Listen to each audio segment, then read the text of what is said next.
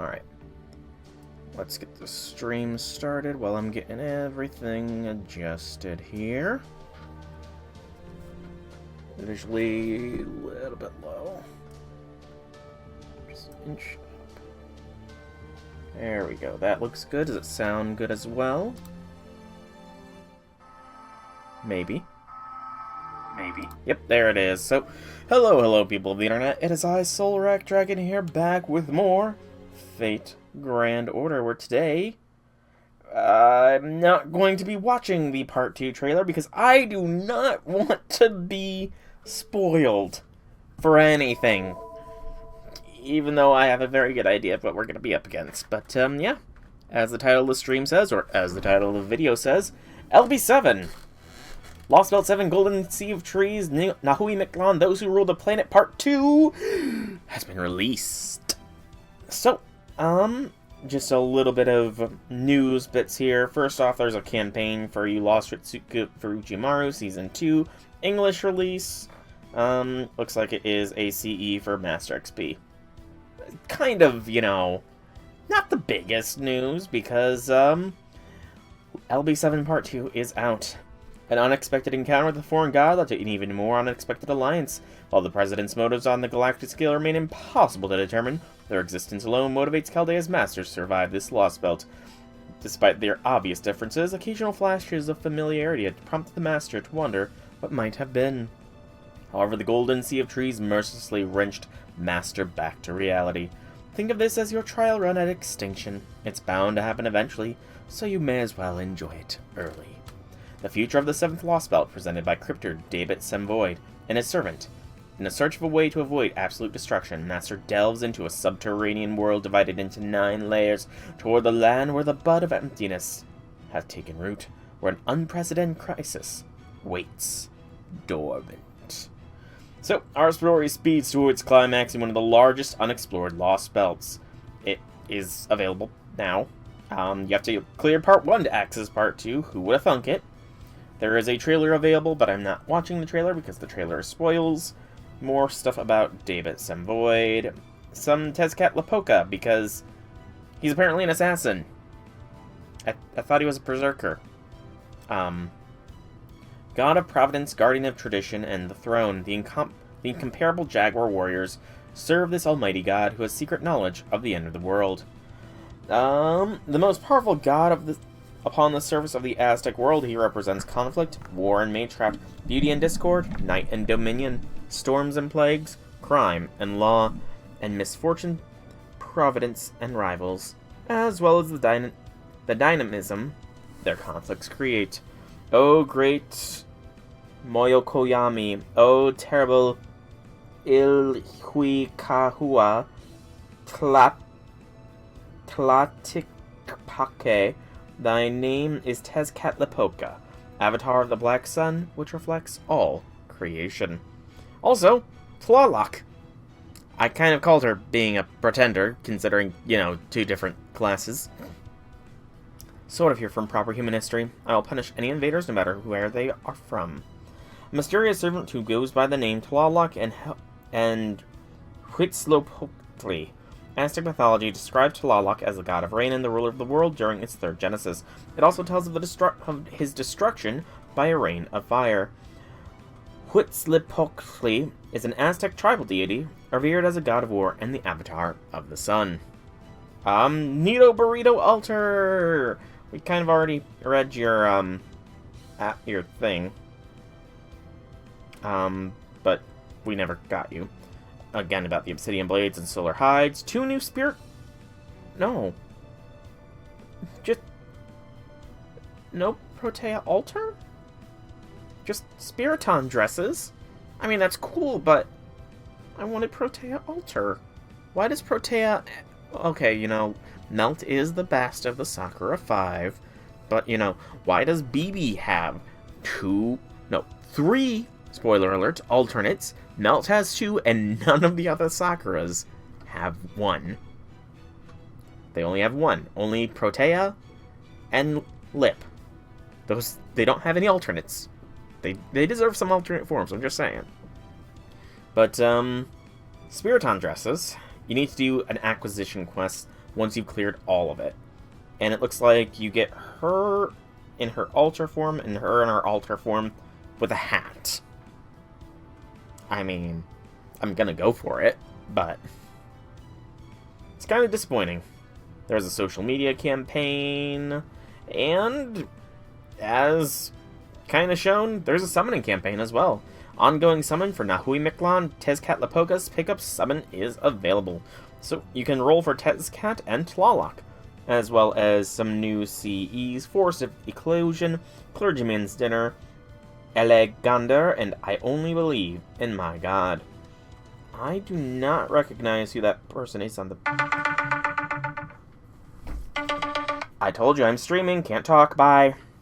Sorry about that, I will have to cut that. But, now I gotta make sure everything is properly realigned. There we go. That'll do. I'm gonna have to cut that out there. Let's see here. Any information? All this summoning information. So, Tezcatlipoca is a 5-star assassin, not berserker. Kind of low-quality artwork. Or, no, it's not low-quality. It's a different style of artwork. It's more like, more pencil-drawn rather than normal. First Son Xibalba. Ignore invincibility for 1 turn, increase NP strength for 3 turns for yourself, and deal... So you are an AoE arts assassin. Interesting. So he will not get the 3rd ascension until you've completed a certain quest in part 2 of chapter 7. And then Tlaloc is a 4-star pretender. Quick-based NP with an unknown name. NP strength for 1 turn, increase NP gain for 1 turn when you're near water. So an AoE quick-based pretender with 2... So I was going to say 2 NP strength buffs on NP, but 1 is a solo NP and 1 is a team except for herself. So why is it not just give everybody an NP strength buff? Just saying. And she is also exclusively stuck to stage 2 until a certain time, as well as the name of her NP. Alright, speaking of things, CEs, is that just Sakura? That might just be Sakura from when she's completely given in to Angry Mango. Quick effectiveness by 15, NP charge by 2 levels when using NP for the first time. Not bad. Next is Clergyman's Dinner. Kotomene. Arts by 8, crit resistance by 10. You don't see crit resistance too often, but okay. And Elegander is featuring Luvia. Crit strength by 20, NP gain by 5. And I Only Believe in My God, featuring Ark and somebody I have no idea who that is. NP strength by 15 if a good servant is equipped with a CE. Interesting. And then we've already read those. You can see their NPs on YouTube, but I'm not rolling for them. Not right now. I do not know what they are like as far as servants.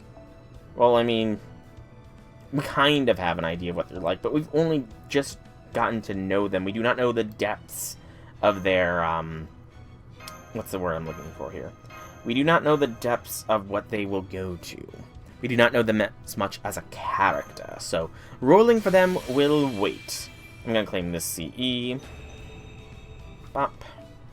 This guy's still lost. Ritsuka Fujimaru is humanity's last master. Restoring humanity would have been impossible without him. However, even he has his shortcomings. He's honest to a fault. This FGO slapstick anime shows Fujimaru's naive questions, throwing the heroic spirits into turmoil. Nice. Alright. But, I think that's enough stalling, so...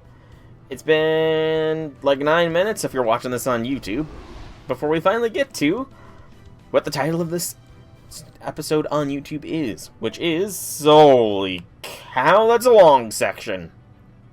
Section 11, Life in Chichen Itza, Part 2. So, yeah, if you're watching this on YouTube, be sure to drop it a like and subscribe so you know when the next one comes out, because this is going to be a long one. Let's find out if they fixed the issue where if you try to enter a battle node, it will crash any external software. they did not fix the issue. Okay, so I'm going to have to force reset FGO as soon as it gets to a point where it will let me. There we go. So force reset, FGO, FGO, FGO, force reset, FGO. Da da da da dun. Why would you do that, reflector? Yeah, it's the graphic intensity is too much for a reflector. Poor reflector. Just inch a bit that way. There we go. But we can luckily quit FGO, relaunch FGO, and resume from start any section.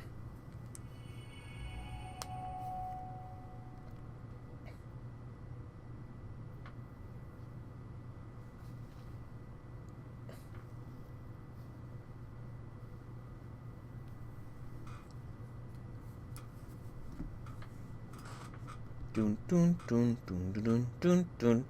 That was a whole day passing. So. Hey! We get to see ourselves! And Gordy! Why did we return? Why did we come back here? Oh, right, Kukulakan. That's right. That's right. It was Kukulakan that helped us last time. I remember now. Welcome, Kildans. Everyone here at Chichen Itza is thrilled to have you. I kind of doubt that. I know you're here for personal reasons, and that you don't have any of those living in Mictlan. You don't mean any of those living in Mictlan any harm. How do I know that? Well, I've been listening in on you all from the start, of course. Hear that? These people are not our enemies. I, Kukulak, and the teachings of the sun, declare that all dinos should treat them as friends. So it's like that. Guess I've got even more dead weight to carry now. Vakub is issuing a decree permitting dinos to discuss proper human history with Chaldeans. Right to say that they're friendly species, and they're far more like dinos than Aklema. With all due respect, these people are obviously Aklema in all the ways that matter. I would go so far as to say they're even worse. They're obviously of the same species as the Cryptor who brought his wicked culture here to Mictlan. Yes, they are the same species as the Cryptor. They know about all kinds of civilizations and plenty other naughty things. But it's also not fair for Mexico City to receive the benefits of foreign culture, while Chichen Itza goes without, right? I'm sure the dinos will take this opportunity to learn, and not just about the good things, but the bad as well. It's okay, Vakub. Dinos are smart. They're not about to change their entire way of life over this. What is with that look? She's sort of biting her lip and giving, she's giving those eyes. Chaldeans' values can just be a cherry on top, so to speak. This may be the most exciting development for them since the corn on the cob. Very well, Lady Kukulakan. I shall do as you say. Oh, he still doesn't like it. He wasn't even trying to hide his hostility. May I say something now? Alright, you're Chaldean's representative. Fine, keep it quick. Very well. First of all, I want to thank you for your hospitality. Though proper human history and Lostbelts are generally at odds, right now we share a common enemy in Tezcatlipoca. I'm as uninterested in your justifications as I am in your flattery. I told you, be quick. Even had the Aklama never appeared, we still would not see proper human history as our enemy. That irritating woman you call friends. That's good enough for the dinos. Now, what do you need? I can see clearly your ship's a complete wreck. Sorry our resident god doesn't know how brutishly strong she is. I'm guessing her rough handling left some of your crew pretty banged up. You may use the human medical instruments I had made for me. If you need more, I'll have priests increase production. Really? I mean, now that you mention it, you do look human yourself, but... Well, for one thing, may I ask exactly what sort of relationship you have with Tezcatlipoca? Because from where we stand, both Tezcatlipoca of Mexico City and you, Tezcatlipoca, king of dinosaurs, would seem to be the same god from proper human history. Nothing to worry about there. Yeah, we're both Tezcatlipoca, but that doesn't make us friends. Gods have multiple aspects, ours just happen to exist separately. You're a mage, you should understand what I'm getting at. Okay, so you're two embodiments of the... You are both Tezcatlipoca, but you embody different concepts of Tezcatlipoca.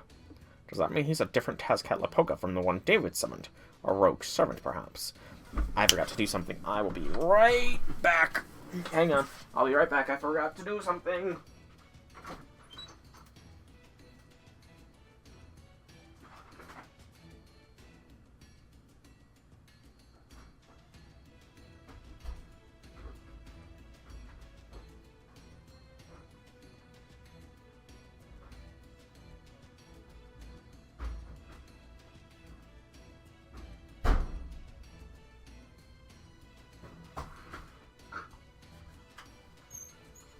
Sorry about that. Forgot laundry was sitting in the dryer and needs to be taken out before it freezes because it's freezing cold.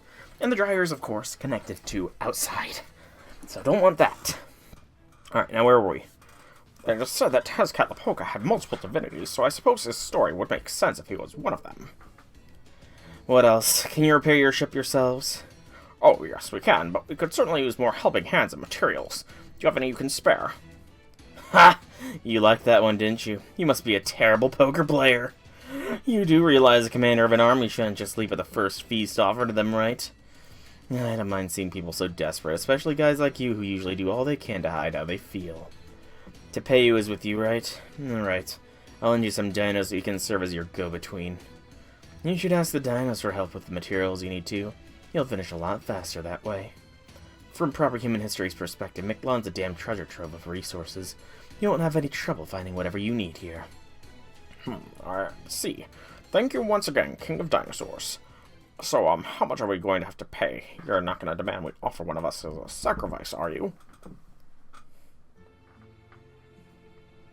They're laughing. Why are they laughing? Is it because I nailed it? Their culture is so different I just can't tell at all. What do you think, King? Should we take him up on his offer and sacrifice one of them? What, you visit Mexico City once and now you've gone full carnivore? Fine, fine, liver's an acquired taste, but it's still great. I prefer my meat raw, but since you're just starting out, you should cook yours. You getting the runs would make for a legend that would spread through Mictlan like wildfire. Imagine it, the mighty Kukulak can hold up in the bathroom for hours on end, her vulgarity fully on display. That's never going to happen because I'm never going to eat any meat. Besides, the sun would never hide, no. No self-respecting god would block off a cave with a boulder so she could hide in it for purely personal reasons. I feel like that's a dig at somebody. Actually... Talmo! I appreciate the offer, Gordoff, but we don't need a sacrifice. We're not making a deal. We're just helping you in the way anyone in Mictlan would. So please, don't be afraid to ask the dinos for help with whatever they can. Yeah, if you people really want to repay our hospitality, the best thing you can do is fix your ship and get it out of Chichen Itza as soon as possible. We don't need you fighting the Cryptor anywhere near here. Cleaning this place up after a battle will be a major hassle. Alright, we're done, yeah? We exchanged pleasantries and everything, so go back to your crew.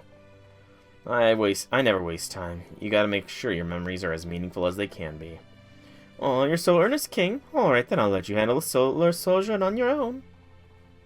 So you're going with Chaldea? That's fine. Suit yourself. Besides, you being here wouldn't make my job any easier. At least this way you'll be out of my hair. Thanks for signing off, King. Okay, Gordoff, so let's go back to the border. That's where we'll find Mash, the President, Katak, Da Vinci, Sion, and a few other servants, right? Oh, this is going to be so fun. I can't wait to speak them in person. Yeah, fun. That's a word. Hey, it's actually being repaired. They've set up infrastructure quickly.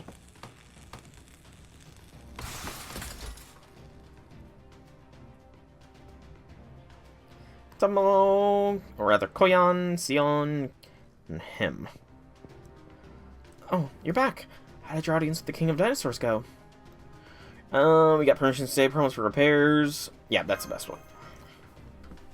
That's great news. Now we can finally catch our breath. Though having said that, we do still have a ton of work ahead. I've been going through the reports of your activity since we arrived. And there's just way too much about this place that doesn't make sense. The Lostbelts' prime species, the Dino, Kukulakan, the god they worship, and the only one to exist in all of Mictlan. And then there's the Tezcatlipoca who attacked the storm border. Chichen Itza, the king of dinosaurs, says he's Tezcat too, but we can set that aside for now. Yes, he's Tezcat as well, but he's also pretty clearly not our enemy. No, our problem here is David and the Tezcat, who is his servant. There's also the Aklama, who believe in the Aztec mythology David and Tezcat have been spreading in Mexico City, where they all live. Apparently, ORT is going to put an appearance there at sometime in the near future. On top of all that, the storm border still needs extensive repairs. And then... Yeah. Is something wrong, young miss? You look as though the entire world displeases you. Now that Sol and Commander Gorloff have returned from the altar, shouldn't you, their ruler, offer a word of encouragement?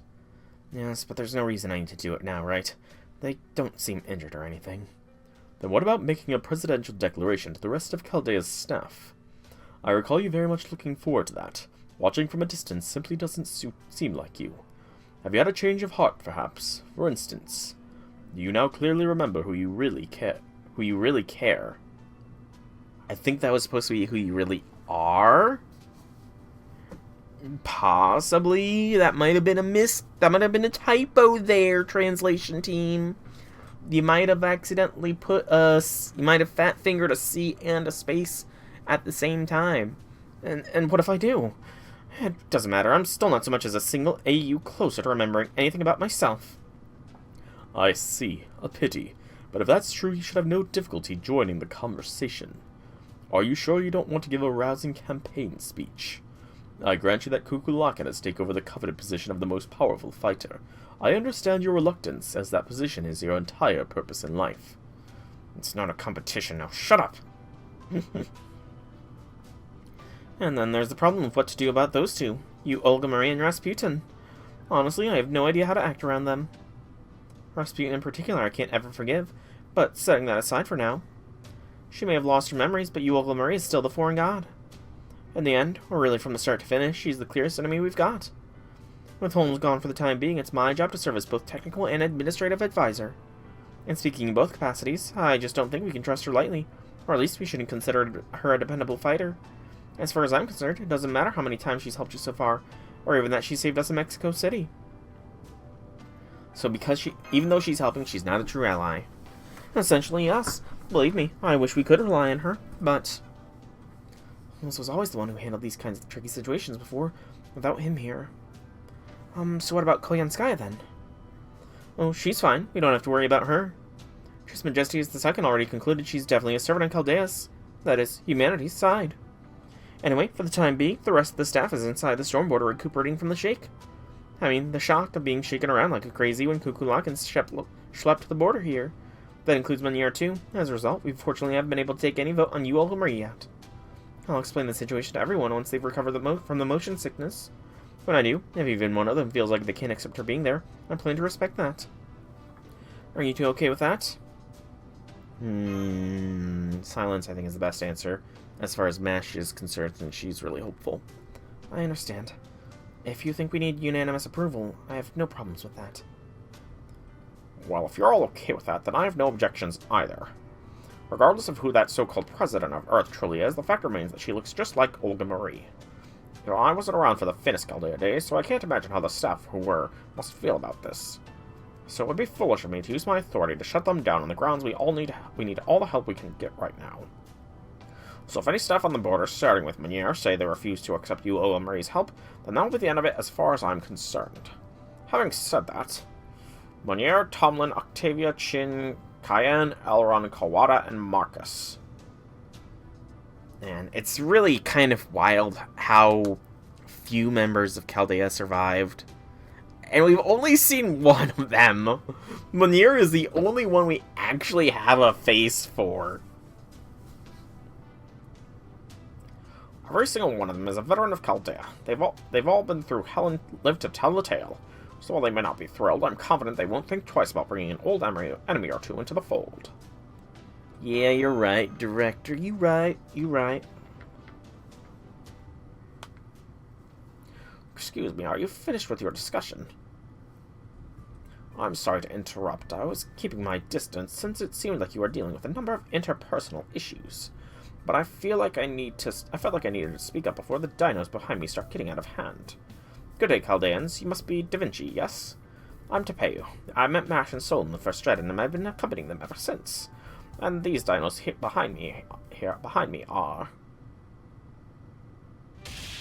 It's them! The Dino-Nychus brothers! Hey, Deante, welcome to the stream. How be things? You got Tez, the JP servants as well, the new unit, and Honkai. Nice, congrats. I'm not sure what you're talking about new servant-wise in JP. I imagine there must be an event. But I'm not rolling for Tez, Catlapoca, and Talalak until after the story of LB7 is done. Just so I know for certain whether or not I want them or not. But congrats to you on getting all the servants that you wanted. And units? I'm not really sure what they're referred to in Honkai. That's right, it's us! Your dependable, locally sourced labor. The Dino Nykus Brothers 11. Yes! Love these guys. Death rolling. What are you all doing here? Are you out on a run? No, Big Sis Mash. This isn't about coke to practice. Master to pay you asses to come help repair your ship. Oh, I see. Thank you. It's good to see you guys again. You're gonna be a huge help. Yeah, right. Real talk. We never carried anything heavier than a coke ball before, but we'll manage. They will, because I will be managing them. The Dino Nykus brothers are all very fast runners, so I'm going to have them secure and transport resources. We'll make sure you have all the materials you need, so you can simply focus on making the repairs to your... hello, is something wrong? Are you not getting enough sunlight? Tez, easy skip if you have the Summer Felix. I do have Summer Ortland, I do. But I mainly roll for if they seem like an interesting servant / if I want them, rather than any meta reasons. It's the reason why I did not roll for Summer Ibuki, because while I do know that theoretically Summer Ibuki is a premier 5-star AoE arts berserker, I didn't really care for her as a character, so I didn't roll for her. It's also why I did not roll for Kotomine.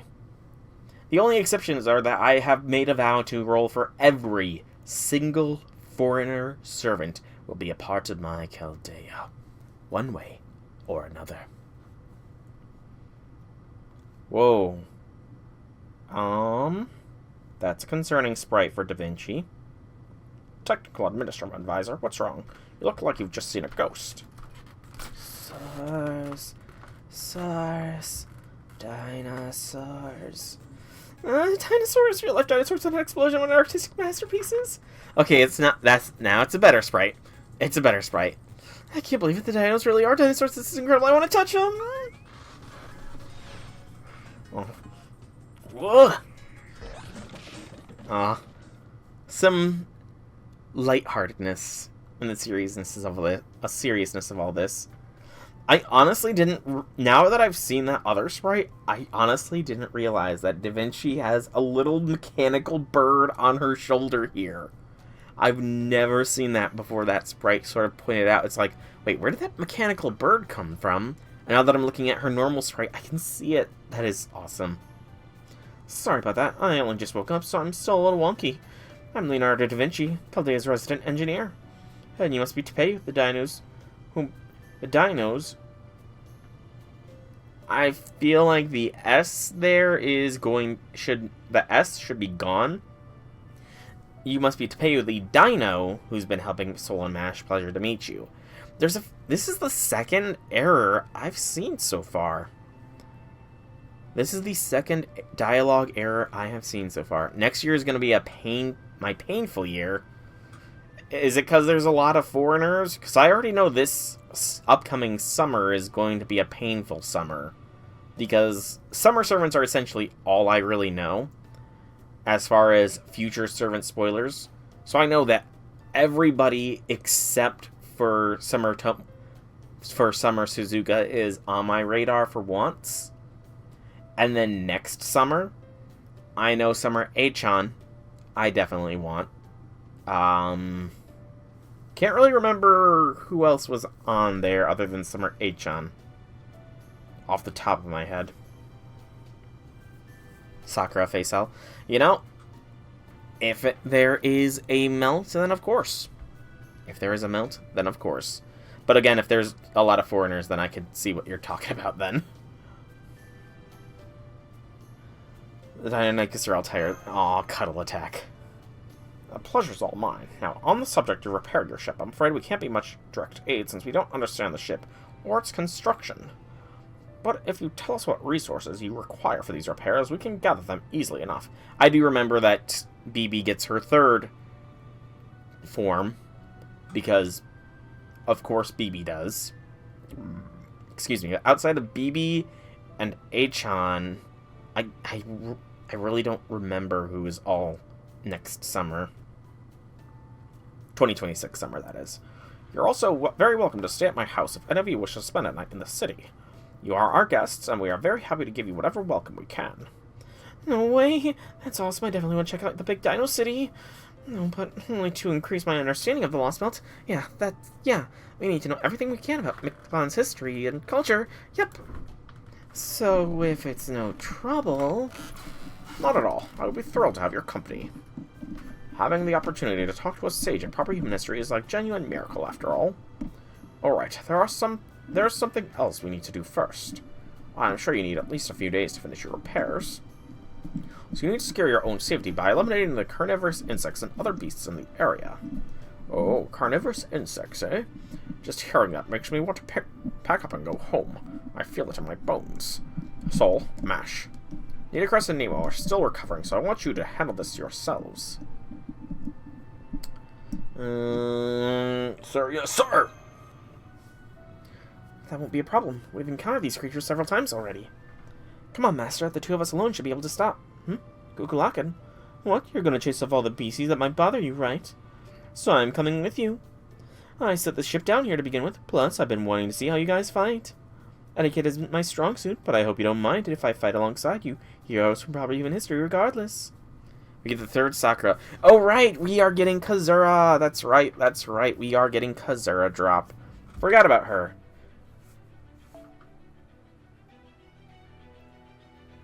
Well, I guess my money is about to be put where my mouth is whenever the technically third LB7 banner comes, isn't it? I'm gonna have to put my money where my mouth is. This isn't too surprising. Wait, I was told there's 4 servants from this Lostbelt. No, we don't get Benny Alter. I already knew we weren't getting King Protea Alter because her things are Spiriton dresses, but with Kukulakan showing up now, that means we're not getting Benny Enma Alter. Damn it. I was looking forward to Adult Benny. But Kukulakan is looking to be the 4th of the number. Castoria. I guess I'll see how Kukulakan plays. But yeah, we just need Violet, I think, is the only of the Sakura 5 that we're missing at this point. It's just Violet. Michelle. We'll bring Mash. Oh, she has to be in the front. I didn't even see that there. Whoopsie. And both Melt and Mash get Sumo power. That's right, Summer Arash! How could I forget? Best girl, tied for best girl of that summer, Summer Arash. How could I forget about her? The meme died. The meme died with Summer Arashkagola's appearance. How could I forget? How can I call Arashkagola waifu if I forgot about her long-awaited summer appearance? For shame, me. For shame. Alright, so Kukulakan is prison. Let's see. Nito and Tezcat are both 5 stars. LB6. Actually, so LB1 had Ivan and Anastasia, 2 5 stars. Didn't really have much of the lower rarity. LB2 had, technically speaking, Sitanai, Sigurd, and Scotty. But I think Sitanai came later. So Sigurd, Scotty is 2 5 stars. LB3 had the Mothman and Shang-Yu, 2 5 stars. LB4 had Arjuna Alter, Ganesha, 2 5 stars. LB5 had the Dioscuri, Europa, Accessing databanks. Accessing databanks. So yeah, I think those are only 2 5-star. So is Kukulkan a 4-star then? Because we already have Nito Burrito Ultra as a 5-star, Tizcat Lapoka as a 5-star. But then no, she's definitely a 5-star. I forgot about Oberon. Oberon LB6. It was Melusine Morgan Oberon, 3 5-stars in LB6.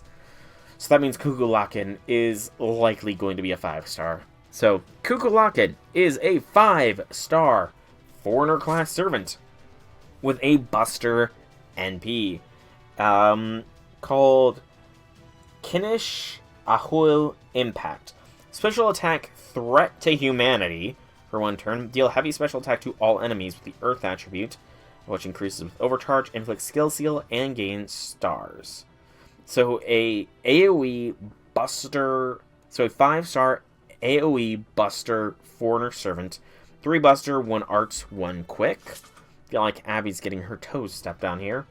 Her first skill is Charisma of Jade A+. 6-turn cooldown at level 8, so a 5-turn cooldown overall. Increase attack for 3 turns. Crit resistance for 3 turns for all allies. You can expend crit stars to gain the effect to increase attack for yourself. So, an Omni attack up with a cost to give a double attack up for herself. Her second skill, We Are the Winged Serpent EX. 7 turns at 8, so 6-turn cooldown in the end. Increase MPH for a single ally. Another, you can expend crit stars to give evasion and sure hit as well. Interesting, as all of her mechanics have something to do with expending excess stars.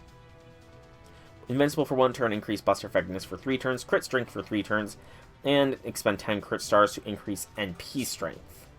Okay. Interesting.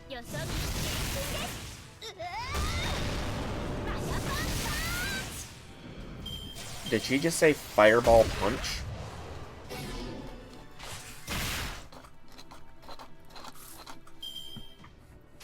B-A-Q. Let's see what a full combo looks like from you, Kukulkan.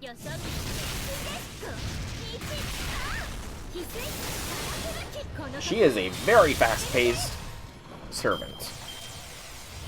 Ordeal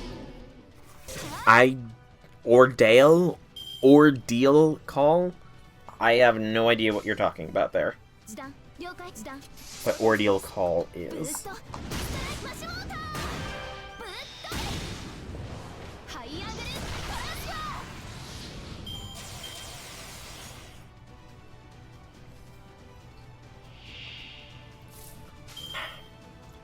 Sorry if I go silent. I've got a concrete mixer right in front of me that I'm snacking on.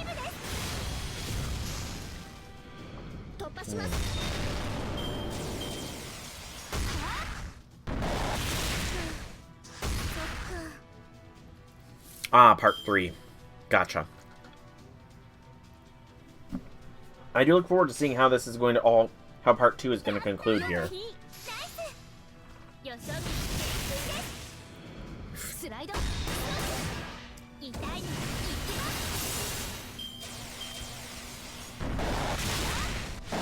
I mean, we're obviously going to succeed. We are going to... Okay, let's do... You're the sure hit one, right? No, which one is sure hit? You're sure hit. Okay, that's interesting. And let's do that one as well. And beep bop boop. I mean, obviously, we're about to clear out the last of the Lostbelts. The final of the Tree of Emptiness will be chopped down, essentially, over the course of this one. But there was still the fact that, Chaldea, it was... Or actually, not even Chaldea, but the whole world itself was kind of bleached. So I imagine that this ordeal call thing is about us fixing the fact that everything's been just wiped clean. Why is Smash not hitting? She has Pierce Invincibility. She literally had Ignore Invincibility. Why did she not do any damage? Right? Did I press the ignore invincibility button? No, I didn't. I did not press the ignore invincibility button. That's my bad. I'm a dum-dum. Dum-dum is me. Dum-dum is me. But I imagine... So, I imagine Ordeal Call is something to do with restoring everything that was lost.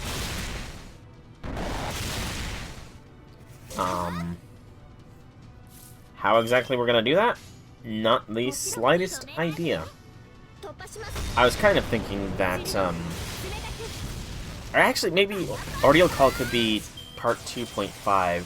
Because I have purposely said no spoilers, so it's possible that, a la Solomon, there is going to be another big raid-type event. Yeah, another big raid-type event after LD7 here, a la Solomon. That'll be interesting. Maybe us fighting, maybe us facing off against you, Olga Marie, or something.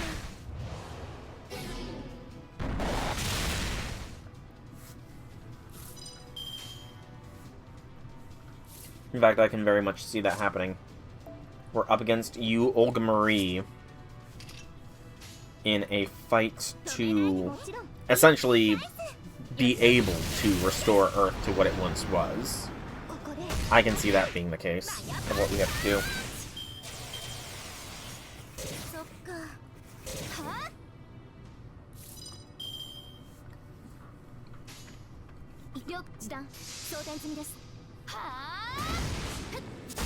Get some chocolate cake in the mixer. So good.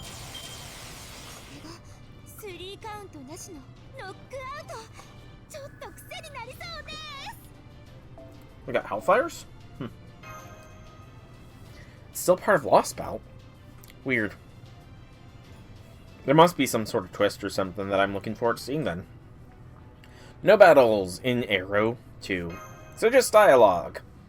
So I should probably get one last bite in before the dialogue comes. Come on. Come on.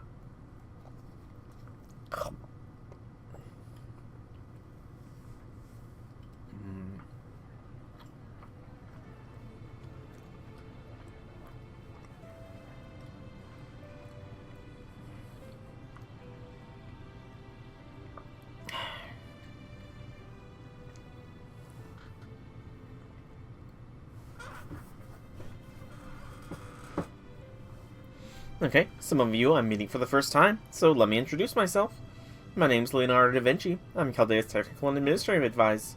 You can just think of me of the peerless genius who can do anything she sets her minds to.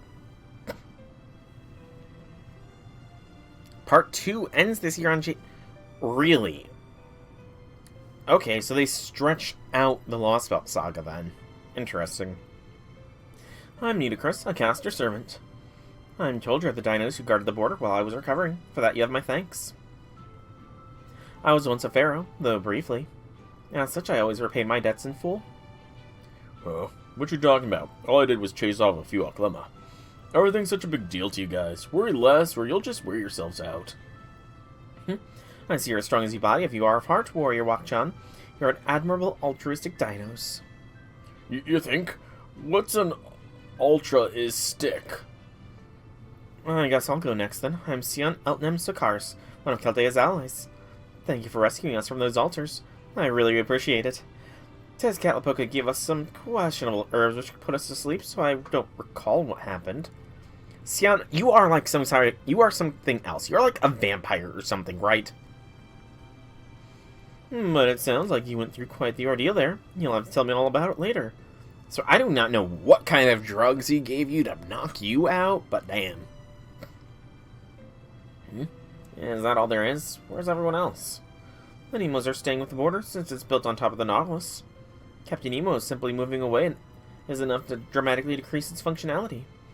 So he's staying behind to help get the border back up and running as soon as humanly possible. And the staff members' rooms are all still intact, so they prefer to sit rest there. As for Commander Gordolf... Church and Eats are the city of dinos, eh? Normally I would only let field operatives go somewhere like that. But I can see of your heart set on this regardless. Okay, you have my permission. Me? Of course not. I've never set foot anywhere so dangerous if I could possibly help it. You've seen March-on yourself, right? He may be nice and understanding, but his abilities are terrifying. Remember when he just casually swiped his tail to show off some insects and knocked down a tree that was over 10 meters tall? The city of Dinos may as well be a city of giants. Going there as a tourist is practically a death sentence. Suffice to say, I'm not setting 1 foot outside of the border. My personal room and the command room may both be under repair at the moment. But fortunately, I've already used this opportunity as a hangar, as my temporary personal room. At this point, I'll gladly take working air conditioning over almost anything else. Know what you mean, the heat here in Mictlan's been ridiculous. Just staying out in the jungle is enough to make me miss Russia's weather. Well, if you love it so much, you should have just stayed there, Caddock. I don't know how Sol and Mash handle it. You're telling me I read the report on the sixth singularity. I suppose they weren't exaggerating about the heat in Jerusalem. It wasn't even that hot back when I attended a car rally as a spectator. Hang on, you're staying on the border too, Caddock. You do know you don't have a room here, right? I know, my cell's pretty much gone after the whole crash thing. So, no, I would never. No, Caddock, you do not stay in my room. No. N-O. No. So you two are staying on the border? Then I think I'll set up camp here as well. We may have gotten rid of the nearby hostile wildlife, but there's no telling when more Aklama may try to attack. And since I'm a Chaldean servant, it's only right that I do my part to ensure you're all safe and healthy. So the next time the Aklama show up, I'll confiscate their guns and make sure they can't bother you again. Can't believe her. She's gonna collect the weapons she gave them back. Nothing happened. Well, to be fair, she lent them out on a trial period, and then Tezcat Laboga figured out how to make more. So, excuse me, it is a difference. He said that the commander's job is to stay behind and keep the border safe. Let's leave it at that. That's a good plan. The border's armor looks pretty tough, but there's no telling what might happen at night. I think they'll be safer on the border than here in Chichen Itza. Anyway, that went on longer than I expected, especially for a pre-dinner greeting, but I'm done now.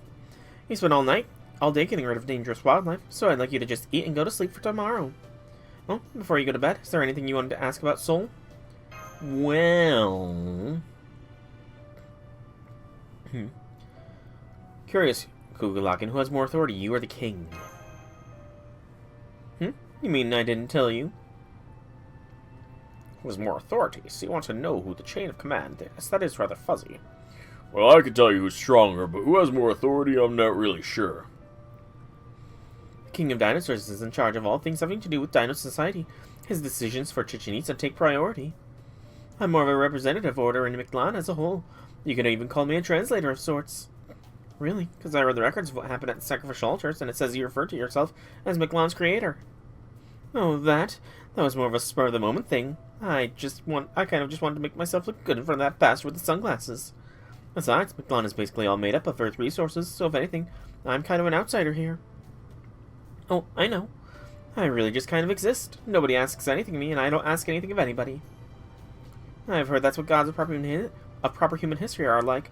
Is that not the case? No, that's right. They are more transcendent in God's power, the less involved they are with human society. That's what a god should be like, a being whose main purpose is to make people think they exist. Natural phenomena aren't inherently good or evil. It was humans' jobs to decide which alignment a particular phenomenon fell under. So does this mean you're the deification of Order Mictlan as the dinos imagine it? Yes, I think that's right, though I couldn't tell you who first imagined that. Why you dressed like an Oklado? 'Cause I wanted to. I mean, no, of course it wasn't anything as simple as that. I dressed like this because it's, a disguise. Yeah, it's a disguise. I copied an outfit in the style of proper human history so I could blend in better while I was in Mexico City. I see, a wise decision, I would expect from you, Kukulakan. However, this is Chichen Itza, not Mexico City. So why not take that outfit off? Besides, you never wore any clothing before. Yeah, you must be hot with all that cloth covering you, right? How come you're not just going nude, Lady Kukulakan? Well, impressive. Nude? That would seem to make a great deal of sense for a god of the dinos. What do you think, Sol? Don't be ridiculous, Sion. Kukulakan, please, just keep what you're wearing. It's, very punk. I mean, rock. And desperado. Yes, of course, though I do get the sense of Desperado is entirely complimentary. Oh man, just triggered all of Mash's jealousy sensors.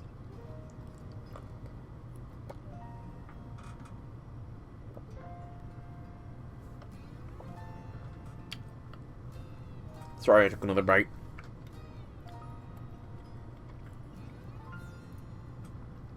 Okay, now that we've all settled down, let's all talk about our schedule from tomorrow on. Our main force is still repairing the storm border, but to do that, we'll need to split up into 2 groups, one for procuring resources and one for making the repairs. Mash, I'd like you to assist Sion with looking over the computer room. So I'd like you to join the resource team and help collect the materials we need. If you need to go to the jungle, take Nita Chris for protection. If you're going around Chichen Itza, then Mark-chan will guard you instead. Sorry, I can't. I got some important business to take care of. Oh, okay. Sorry about that. In that case, guess I have no choice but to take the task of guarding you while we go shopping in Chichen Itza. Damn, what a pain that will be. If it's just the 2 of you, then you probably need a guide. I'll be happy to fulfill that role.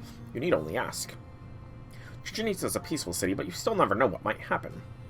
Thanks to Payu. You're a great help. You know, I still have a lot of things I want to talk to you about. Okay, then everyone off to bed. We've got a busy day ahead of us tomorrow.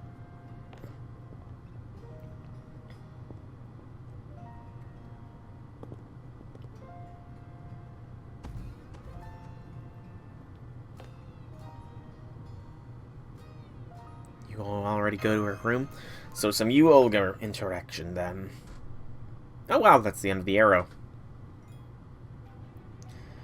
Thought for sure we were going to get some Olga interactions. And close and relaunch.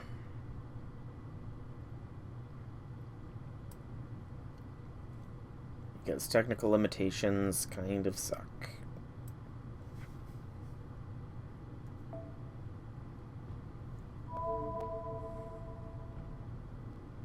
Resume from start. For the 3rd arrow of... I didn't even count how many there were. It was a long time before the present. Long before the Neogene, the Paleogene, the Cretaceous, the Jurassic, or the Triassic periods.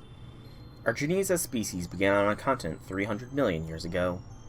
That's how this texture, this cosmic hypothesis, was programmed. Back then, there was only one continent.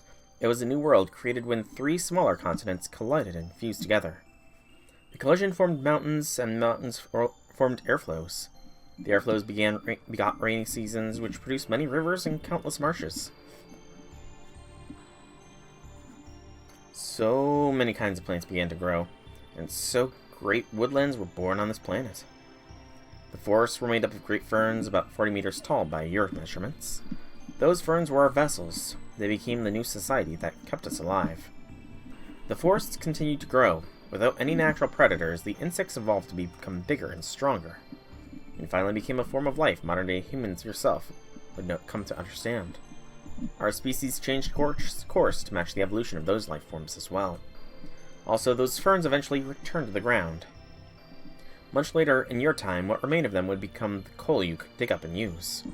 That's why your people call this particular time the Carboniferous period. The insect's time at the top of the food chain was short-lived. It wasn't long before the vertebrates appeared. History lesson time. We still remember how astounded, how overjoyed we were back then. Mouths with teeth, 4 sturdy limbs, heads that extended from the torso. Ammonites, a brand new form of life similar to what you call lizards. It was clear for all to see that they would become Earth's dominant species. These creatures born from amniotic eggs with a kind of membranous layer. These eggs were filled with amniotic fluid, which surrounded the young within as they grew and developed. This method of procreation granted the young protection from the outside world in the form of the egg itself. It was a far safer way of giving birth, and one which had not yet been seen. Thanks to amniotic eggs, these life forms no longer needed to remain in the water to reproduce, and so life on land became viable. Over many long years, they further divided into synapses and sauropsids. The ones who survived extinction became dinosaurs, ancestors. For 47 million years, they made this land into their own personal paradise. Up to this point, everything has been the same as to what transpired in your world. Oh, the point of divergence. Here, though, our worlds diverge and Mictlan begins. 66 million years ago, the planet faced its third extinction level event. 81% of all aquatic life and 70% of all land vertebrates died as a result. In your timeline, proper human history, this is where the world of the dinosaurs came to an end. But this is a Lostbelt. Thanks to a tiny deviation in the path, the meteorite that devastated the Earth arrived 250 million years sooner. Instead of waiting for humans like you to appear much later, we chose the existing creatures to carry the torch of life. We chose the prehistoric children who continue to live on this planet, just like you. Who's speaking? Who's telling us all this, actually? We had that as a dream, so the planet told us this. So in the main timeline, the main Fate timeline, the Earth is dying, and that's why the types are cold, because the Earth does not want humans living and harvesting its corpse, because the Earth is sentient. In this timeline, something happened that would have destroyed the Earth. No, it's not the Earth. It's not the planet. It's the spirit of humanity. But since humanity wasn't exist, it was the spirit of dinos, I guess. Excuse me. So not Ayala, but something else. That sounds like a lot like lucid dreams masters sometimes have as a result of synchronizing their minds with their servants. The voice in the dream said it was the Carboniferous period, right? Then you must have been seeing a Paleozoic era Earth. The Devonian period, Carboniferous period, and the Permian period marked the end of the Paleozoic era. The Mesozoic eras of dinosaurs began when the Paleozoic era came to an end. Do you know why all the Paleozoic era creatures died out, Soul? The mass extinction's known as the Big Five, right? Mash. Yep, exactly. And the biggest of the Big Five is an event that took place at the end of the Permian period. In the case of other mass extinction events, we know exactly what happened. The cause of this third one, though, is still unclear. Some people believe it happened because of simultaneous volcanic eruptions. Others say meteor impacts. Still others blame temperature increases from the sudden release of methane from the ocean bottoms. If that mass extinction hadn't happened, life on this planet would probably evolve very differently from what it is now. After that event, the Mesozoic era, when the dinosaurs reigned supreme, lasted for 180 million years. Followed by the Cenozoic era, which began 66 million years ago and is still going strong. However, no heroic spirit could possibly have memories of that time. I guess there might be an exception or two who happened to be around in the pre-Cambrian era. Lucy, gotta love the shout-out. But as a general rule, human heroic spirits, by definition, all lived during the Cenozoic era. The only being could have possibly showed you anything like that is what the Magecraft world calls an archetype. They're essentially like the planet's brain or memory. Archetype. I must say, Proper Human History's tableware is wonderful. I'm especially fond of this cup. We use tableware too, but we never made so many varieties for different purposes. Oh, I see you call this watering can. Interesting. Would you mind if I kept this one as a sample? I can't wait to show this to our residential artisans. I bet they will be so impressed they'll begin mass production in no time. I can see it now, a brand new type of cup made just for dinos. We'll call it Drinky No Spilly. It's going to be a huge hit. Oh, that's the watering can Mash brought back from the border last night. That's not really how watering cans are meant to be used, but I guess it's fine. I guess even with all their advanced knowledge, dinos don't bother with what they deem unessential. But I can see you're not like the rest of them to pay you. You're extremely curious, aren't you? You really have the spirit of an adventurer. It means you've never forgotten what it's like to be a kid. You think so, Da Vinci? Tapeyu seems like one of the most mature people I've ever met, personally. If you mean I haven't matured mentally from a certain point in my life, then you may well be right. I've never been good at simply accepting things around me because as they are, without giving some thought. As I've told you before, Mash, I never quite fit in with the Dino Society, which is why I went to live off on my own. Perhaps my thoughts are closer to what the people from Proper Human History are than my fellow dinos. At any rate, it's almost time for the sun to begin moving away from its altar, so we should begin repairing the border. Just to be sure, may I ask you all what your immediate schedules are like? Of course, I'm going to help Sion in the border's computer room. Habitat is currently in her base form, recharging her magical energy at the border. I'm going to look around Chichen Itza with you, Tepeyu. I heard you can get all kinds of rare ore around here. And I'm going to be Soul's escort. Also, Nemo Baker asked me to get some ingredients for rations from the jungle. Do you need a guide? The jungle's practically my backyard, so I know it really well. Want to come along, Madam President?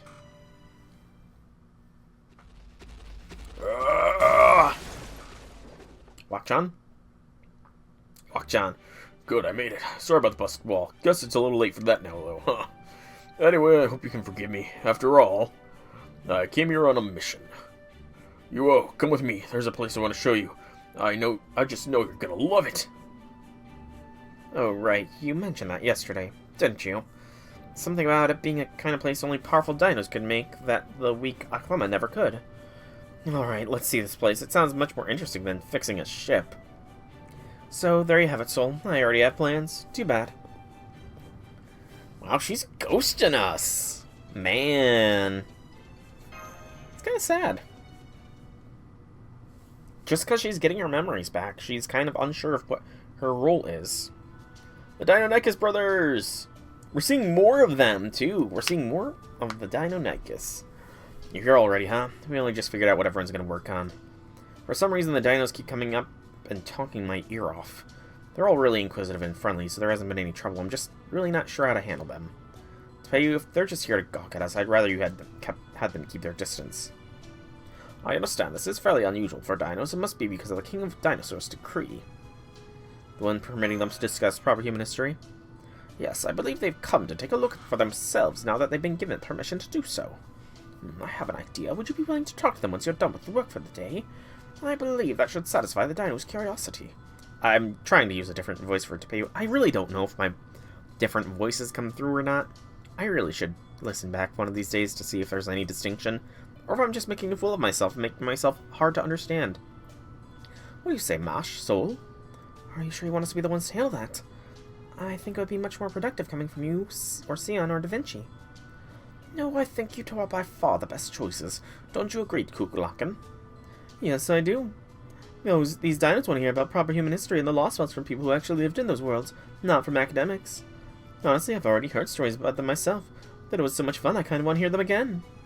So what are you going to do this? I don't think this is a good spot. The other staff would be too scared. I mean, the dinos make a pretty intimidating first impression, right? So I think the staff are going to need some time to get used to them. Good point. Why don't we have this get-together at the shrine, then? I'll make sure the king agrees to it. And thank you for choosing your words so carefully, Kadak. I really appreciate it. I was just telling the truth, that's all. Thanks for picking up the piece. Alright, we're off to the jungle of Tom Beasts. We should look for animals without any toxins, yes? Yeah, the border's food reserves almost ran out while everyone was barricaded inside. Seems like it was so bad that Baker apparently started stirring an empty pot just to feel like she was doing something. Oh no, poor Baker. So yeah, we definitely need to replenish our meat supply. If you can find fruits or spices too, even better. Then we should try the areas near the Khan ruins. The tree should have plenty of what you're looking for. Come on, Nitocris, Soul, let's go. Watch out, Mictlan's turkeys aren't to be trifled with. If you aren't careful, they might end up eating you instead. Okay. So I'm gonna have some last bits of concrete mixer during this. We're gonna go with my Nito Burrito, because my Nito Burrito is stronger than support. Castoria. No mash this time, so let's go Melt there and Weva there. Weva with his and Melt with a Sumo. There we go. And put on our proper combat uniform for this Lostbelt. 3 more. It hurts so much to see how many Mystic Codes we still have to work on. So much.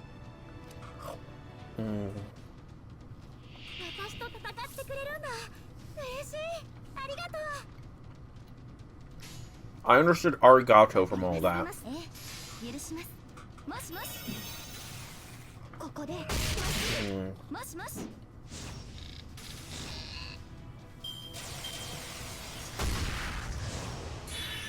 But yeah, I'm having some last bites of my concrete mixture, so if I go silent, that's why. The AQ. Should be enough to take out this guy. Yep.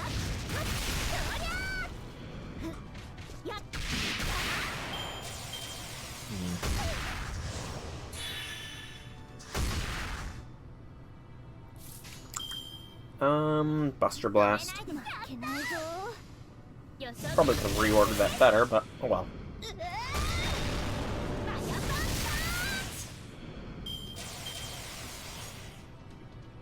It worked out well in the end. Dinos! Unintelligent, small dinos.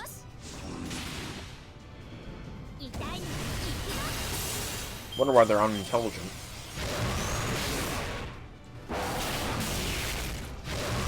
Are they unintelligent because they ate meat? Or something else? More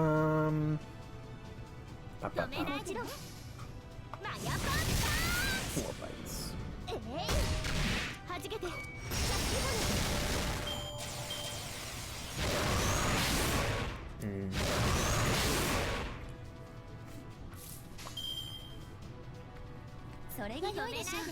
And a chocolate concrete mixer with pieces of brownie pieces and pieces of chocolate cake in it is so good.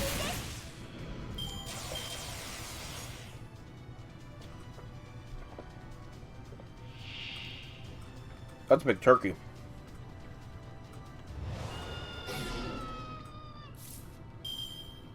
Why'd you stun Needle Burrito?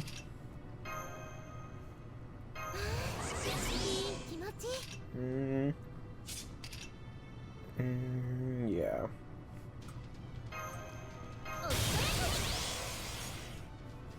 And then a B, an A, and Q. Goku blocking goes. I'm gonna put my concrete mixer away because I still got some left over.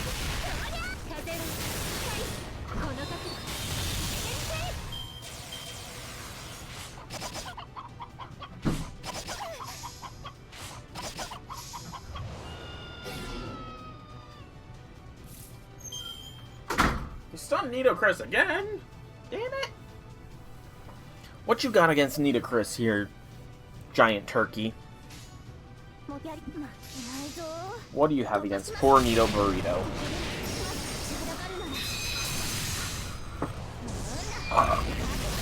Excuse me.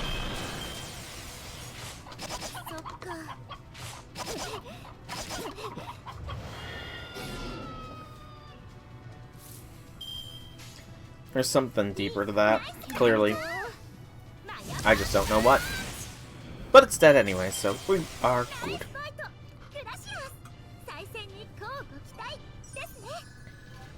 Master mission complete. I gotta remember, I need to read the description for the hides and knife. Got to remember that.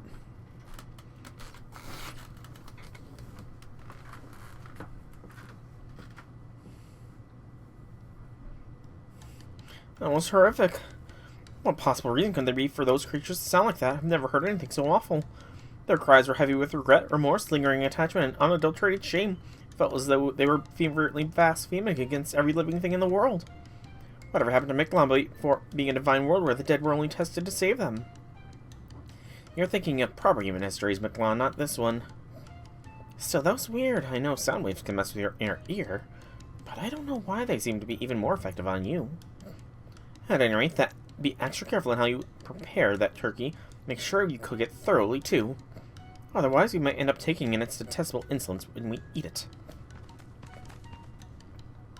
Yeah, I'm exhausted. Running back and forth between Chichen Itza and the 4th Stratum really takes it out of you. Why are we doing this again? I know Master Tepei said it'd strengthen our lower bodies, but still. Our memory said it'd be an easy job, that all we'd have to do is gather parts to repair that ship. He didn't tell us how far we'd have to run to do it, or that there'd be a dilemma along the way. It's pretty rough.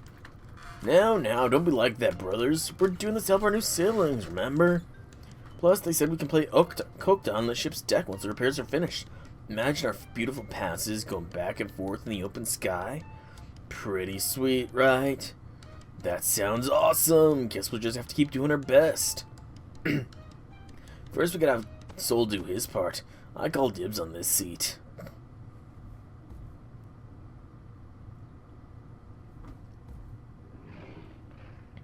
What you talking about? You're gonna tell us about proper human history, right? I thought I was the only brother who was interested in that, but turns out everyone is. Oh yes, Tapei told us all about this. Alright. Since Nitocris is here too, why don't we tell you about ancient Egypt? Is that okay with you, Pharaoh Nitocris? Of course, my reign didn't last very long, but that doesn't make me any less of a pharaoh. I'll gladly tell you of life in our glorious kingdom, ancient Egypt's 6th dynasty.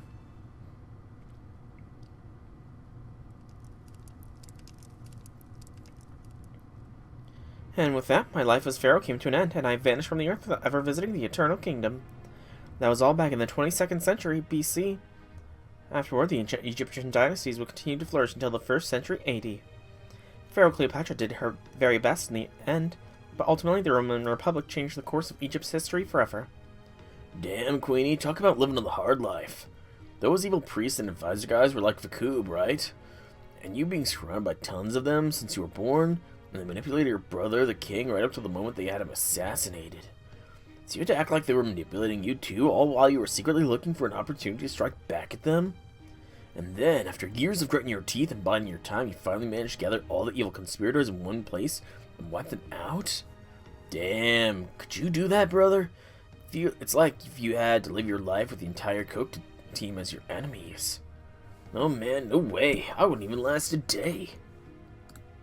And you didn't just survive, you actually won, Lady Nito. That's even more badass than Lady Cuckoo Lock-In.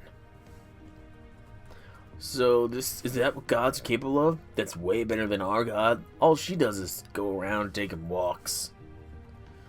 Is that your way of telling me the Deinonychus species has outlived its usefulness? Because I can wipe you all out just like that. Thank you, but I'm really nothing special. Any pharaoh would have done the same. Besides, if I was truly as good as you say, the next king of those conspirators, I would have managed to save my brothers from the assassins sent after them. Nitocris. That said, there's no denying my victory was truly spectacular. I like to think my brothers were watching from the Eternal Kingdom with pride. Anyway, thank you all for listening so attentively. You were a wonderfully well-behaved audience. That's just because you're such a good talker. Felt like I was there watching it all happen. So stories of your history are all like this? Man, it was so sharp, it felt like it was going to cut my brain. I didn't think any of us would last a day in your world. Losing your whole family because the bad guys even plotting, deceiving, hating, killing members of your own species.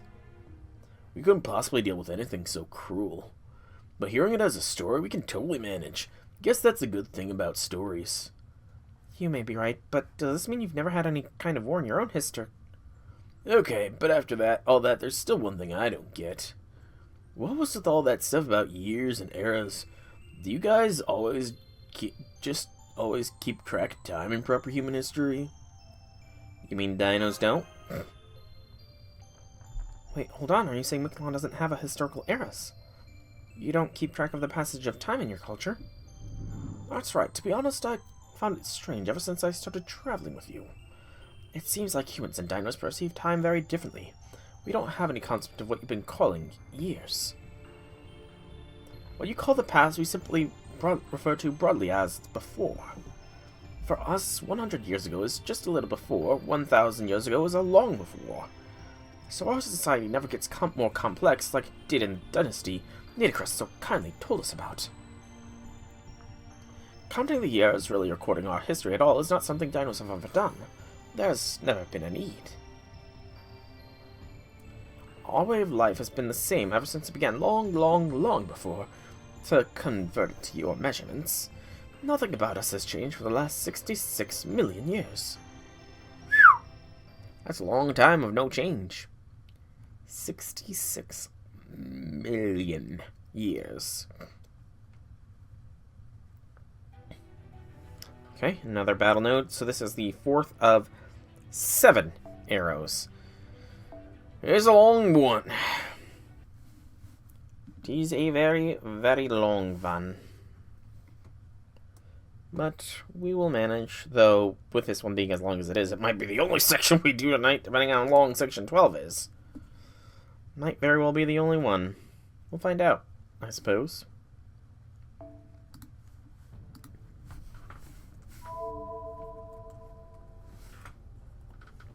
Resume from the start.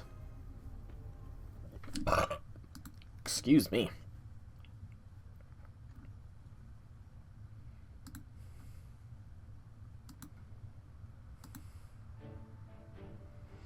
Okay, guys, I got a request for you. You know the heat-resistant plating on the border's bow? A lot of it's come off. So I was hoping you could find some quartz for us. Sion says if you can bring us about 20 tons of quartz, she can alchemically transmute it into what we need. You do know ordinary humans can't carry that much, right? Master's right. Even with his backup final battle mystic code, there's simply no way we can carry 20 tons by himself. Oh, don't be shy. You can just ask me to handle that kind of thing. As long as I get a hold of it, I can carry just about anything. Oh, but I guess just any old ore isn't gonna cut it, right? Sorry, I'm more of a broad strokes kind of god. Can I just bring you a whole mountain and call it a day? If you can bring us an entire mountain, do you know how... If you can bring us an entire mountain, do you know one of made up this substance? It's called obsidian. There's literal mountains of them, in fact. I don't know what we're talking about. Alright, back in the second underworld, there was nothing but obsidian mountains as far as we could see. Alright, Benny was using them as swords. That's right, that's right. Great, that's not too far from here at all. Let's go grab one right now.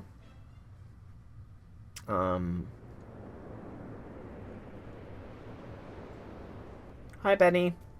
See, so you need a mountain's worth of obsidian, chirp. These sword mounts are a composite myth that overlay Great King Enma's mindscape into the Tahuikti mountain range. Ideally, I would like to keep them all as my swords, chirp.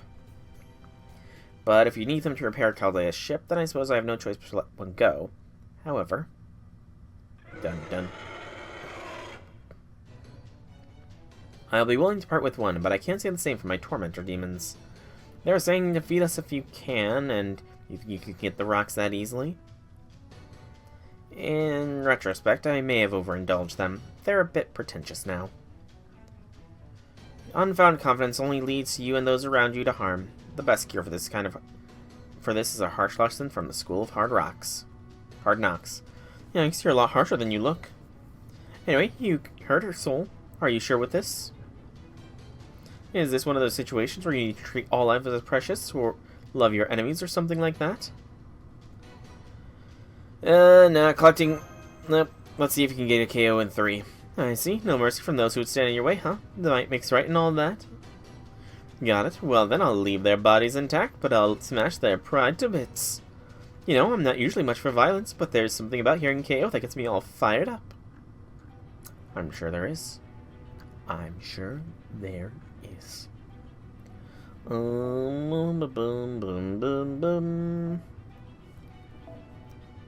Benny. Support Benny. Okay. We'll throw my Cass in. Excuse me. I wish they would maintain some semblance of party setup here. Because having to reset my party essentially every single battle is kind of annoying. And let me just stick with my final battle mystic code thing. Decisive battle. Same difference. Oh, it just popped my neck really nice. Just had a really, really nice neck pop. Okay, hello.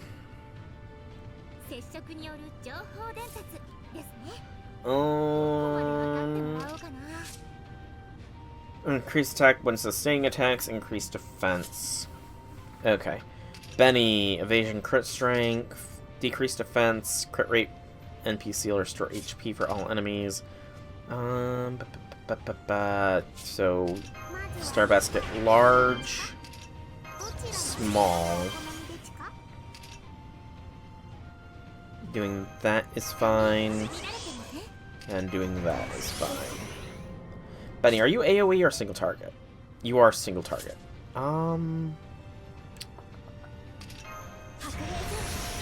And you are an arts-based, so we'll do this.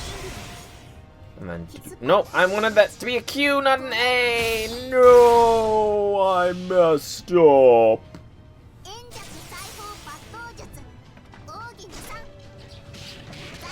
That was supposed to be a QNP, or Q card, not an A.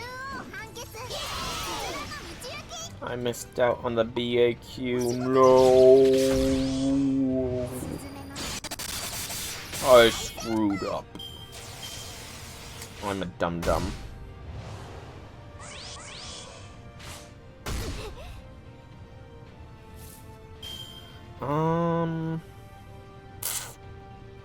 Buster Blast. Yeah.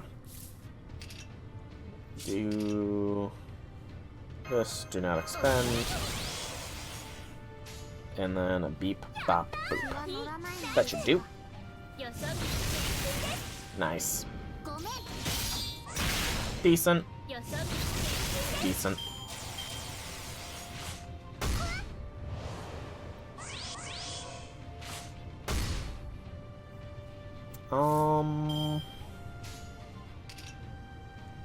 Bah.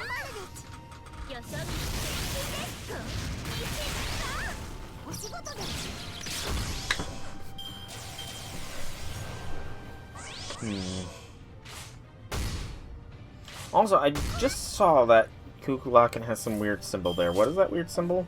Anti-enforcement defense. Ah, you change invincibility. Okay. Interesting. I feel like she had that before, but I don't remember it.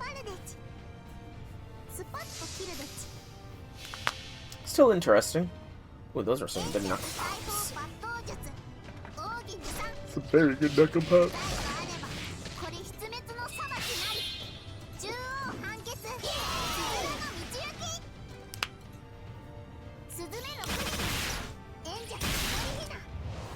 Okay, and then there was one.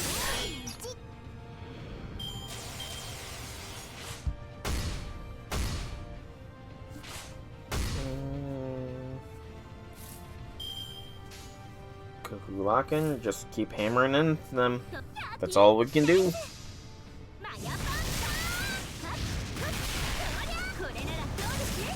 Just keep wailing. Just keep wailing. Just keep wailing, wailing, wailing. BAQ. Excuse me. Come on. I don't think I'm gonna make it. Nope. Especially with the non-crit there. If Benny had crit, that would have been it. And now Benny is unconscious, beaten down by her own subordinates.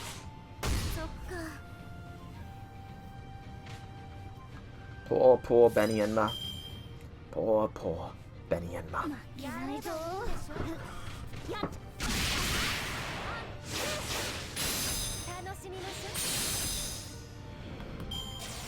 Ooh, good set of crackles of the neck that time. Alright.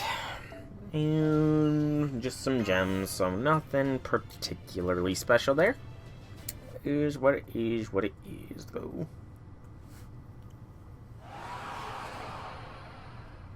Yeah, cry about someone else.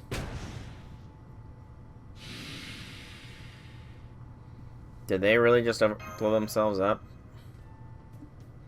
Don't worry, they were just vowing to have a rematch. I could hear the resolve in their voices chirp. They said, we're going to bulk up even more by the next time we meet, and well thought, we suppose you can have some training stones.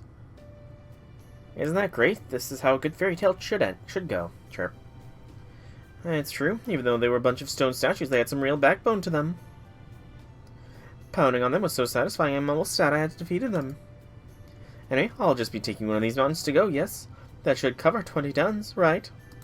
Probably more than that, to be honest.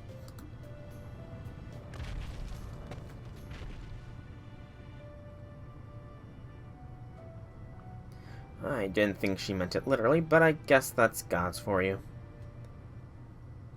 Okay, looks like she should have no problem collecting and transporting the ore by herself. By the way, is it just you here today? I know Mash is keeping an eye on your ship, but what about the other woman, chirp? You mean you, Olga Marie? She was every bit as determined as Mash to make sure you came to no harm. So I thought as long as she and Mash were by your side, I could let you go off into Mictlan and rest easy knowing you'd be completely safe, Chirp. Well, I still doubt you being in any danger with that jade-haired behemoth following you around now. Did you and Yule Marie have a fight or something? We just haven't had a chance to talk lately. I see. Well, I'm glad you two are still good friends, Chirp. That said, the heart can be fickle. Even the smallest thing can grow into an impassable rift. So if you need to ask something, then ask it. If you need to apologize, then do it. Once you've grown distant, nothing you say will ever bridge that gap. Every encounter in this life is precious. When you get the opportunity to talk, you can't be afraid to take it, Chirp. That is solid advice. Just in general. That is good, solid advice.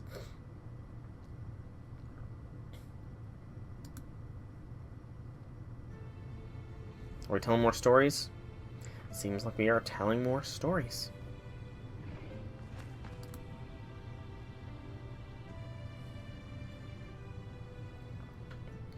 Oh, I see things are going quite well here too. The Dinos just don't have any notion of resentment or preconceptions about foreign cultures. We had so many volunteers lining up to help repair the border we didn't even need to ask anybody. If only humans could take a page from their book. No wait, on second thought that might be a bit hasty. If everyone only ever worked for the benefit of those around them, I'd be out of business. Maybe it is possible to be too understanding. They are smart enough to know when something is sad, but they don't see tragedies as tragic. They have the empathy to understand when someone is frustrated, but they don't recognize injustice as unjust. And while that may work fine for them, it would drive any neighbor crazy. ...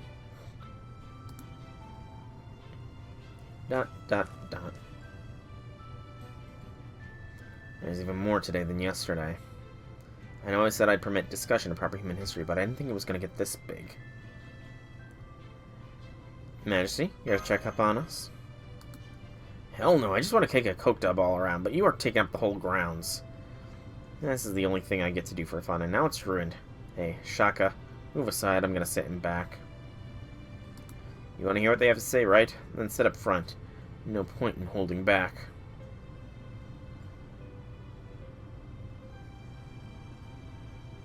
I'm guessing the Chokta. So it's not just the Deinonychus brothers, 11, here.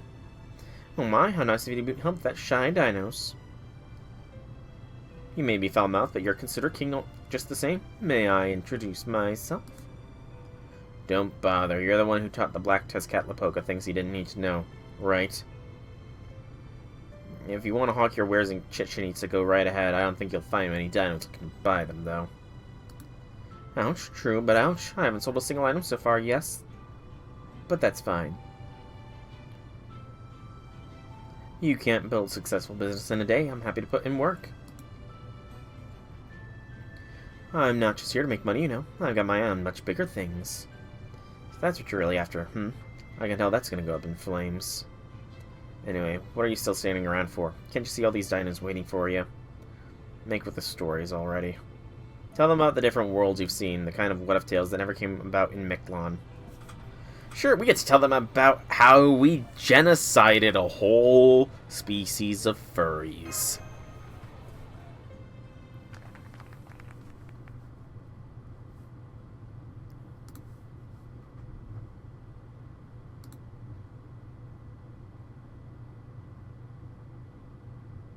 Flashing over the border, huh?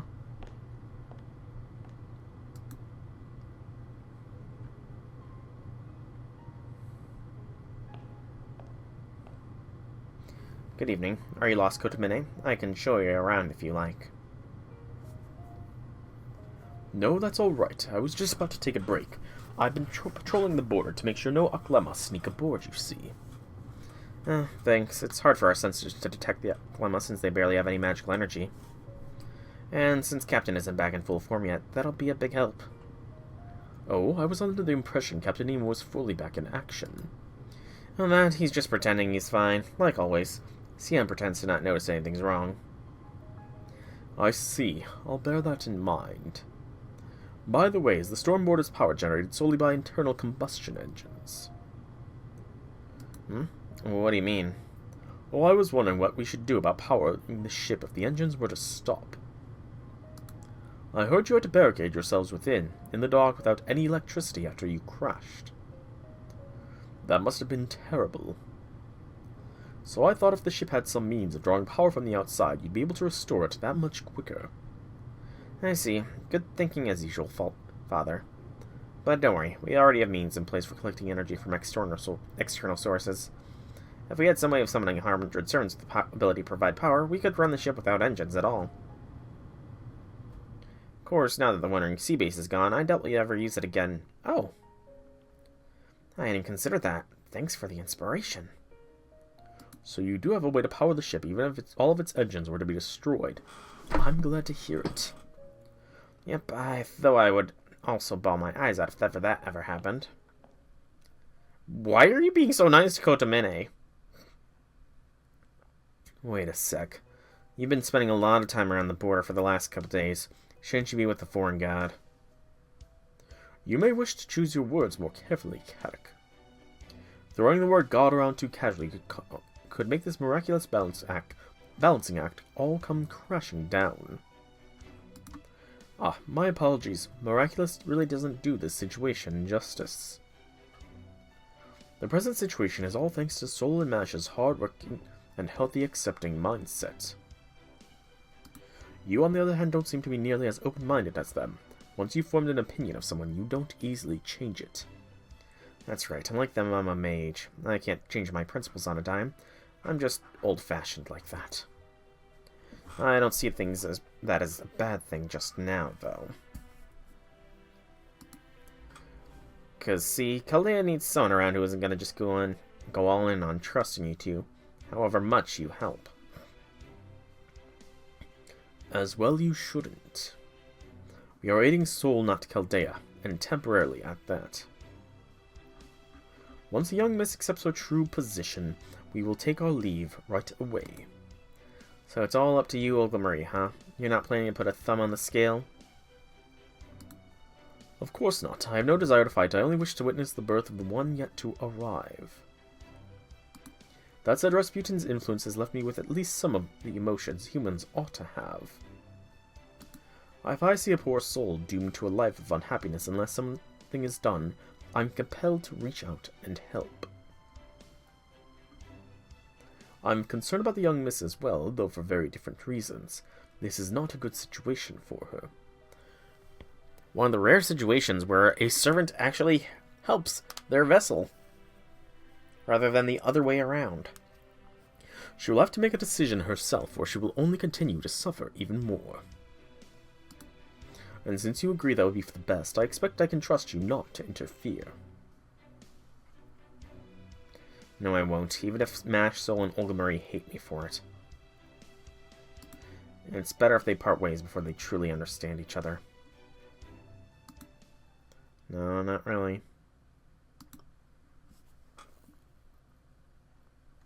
You don't necessarily need to part ways, you know. Another battle node against an alter ego this time.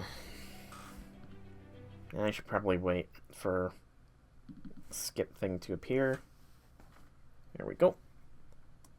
And beep boop bop boop bop. Make sure everything is lined up. Looks good to me.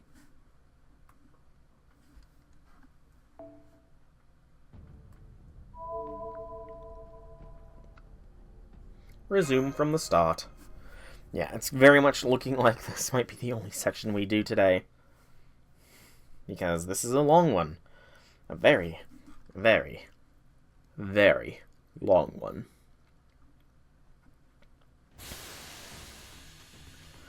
I can't take it anymore. The engine's gonna fall apart unless we shut them down and tune them up. So that's just what I'm gonna do. Marine, tell Captain Jackass I'm going to shut down all the Triton engines in an hour, and that it's going to take completely 120 hours to completely overhaul them. What about power for the other facilities? Who cares how the rest of the body's doing if the heart gives out? True. I don't know about you guys, but I ain't planning on killing myself anytime soon. If the captain wants to overrule me, then today's the day I finally challenge him to a duel and become the main Nemo myself. Surprise! Easy there, engineer. Let's just take a breather, okay? Try some of Baker's new rock salt ice cream. Nice and cold. I like it. And you don't need to challenge anyone to a duel. I'm completely on board with your plan. Excuse me. I have an idea that will help us supply power for that period of time. We can shut the engines down once I'm set. And as luck would have it, I happened to do a maintenance check on the external power relays just last night. Talk about timely. Anyway, I'll fill in Da Vinci on the plan. Oh, and I'm gonna need to borrow about 6 or so Marines. I can help it over here. Sounds like we're going to need a whole bunch of boxed lunches then. We've got plenty of yummy chicken, so I'll make chicken sandwiches for everyone. Shredded chicken sandwiches, please. And that's why we're putting together a hydroelectric generator next. I'll be coming along this time too. I'll be coming along too this time. I guess that's proper grammar. It feels a little bit wrong, though. Hydroelectric generator, but there aren't any large rivers around here. Ah, the waterfalls from the first underworld. Oh, you're right, Senpai. We did pass massive waterfalls, and they were every bit as bad as Niagara Falls. Yep. The professor got the idea. They're reading your report. Everything we need is packed into these shipping containers. Normally, just getting everything there would take the better part of 2 days, but... these chicken sandwich things are tasty, but how come I have more than anyone else? As you can see, we already have a porter who will cut down the time considerably. I'm counting on you to convince her to help us. Have you seen Yuo Marie anywhere? Yuo? I'm pretty sure she just stayed in her room all day yesterday. She set up before the sun even arrived today. I expect she'll be back by evening. How did she seem? She's been down in the dumps ever since we came back to Chichen Itza. So... she seemed in extraordinary good spirits. Did she, though? Did she really? Rejoice, humanity. My body is fully recovered. So I'm off to destroy Mexico City right now. They should have known I would never forgive an injustice. Hold on, please, Madam President. Don't you think it's a little too soon to be exercising military force? Yes, the Yaklama have been hunting dinos, but only in the jungle. Competition for survival in the jungle is natural for all living creatures. It doesn't merit military intervention, even though they're sacrificing dinos on their altars. Yes, even then, we are not invaders, we simply defend ourselves, but we never launch an attack. And yet, the last time we went to Mexico City, we snuck in and disrupted one of their most important religious ceremonies. To attack now would be pure aggression. There is no honor in that. Destroying their entire city is simply because you are annoyed with them would be a black mark on your presidential record. Or are you thinking of destroying Mexico City not as the ruler of this planet, but for the very personal reason of wanting to improve the opinion of certain people have of you? Of course I'm thinking about this as the sovereign of Earth. I always treat all of humankind equally, no matter the reason. Still, you're right to pay. I'm going to go and give myself some time to cool down. Good call. Probably. Did something happen with her? She said she was going to cool down. I don't blame her. Mictlan is very hot right now. But I could tell she was very worried about you two as well. For, well, many reasons. I see, we've been so busy we haven't had time to talk, and since she hasn't been at the border lately, it hasn't been any easier. But I'm glad it sounds like we'll have a chance to see her this evening. What if she really is in good spirits? Come on, think of it. Where'd Wakchan run off to? He was still with Yuo Marie a couple days ago. Oh, Wakchan. I saw him out on the main street last night. His eyes were totally lifeless, like a dead fish. I asked him what was wrong, and he just kept muttering to himself. He said, "No, I've done it. I've really done it this time. I'm an embarrassment to dinos everywhere."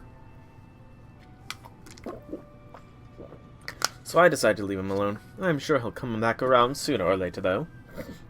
No, she sounds like you got dumped pretty hard. Where in the world did you take her, Wok-chan?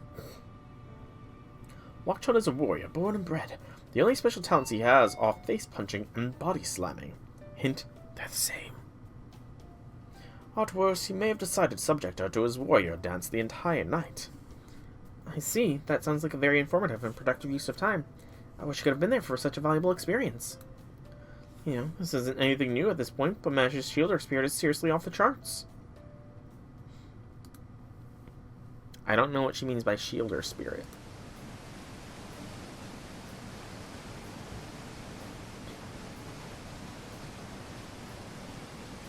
Tortilla!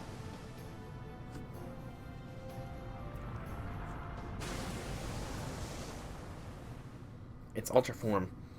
Forget it. No way am I letting you build a generator here. You do understand that this is my home for the time being, right?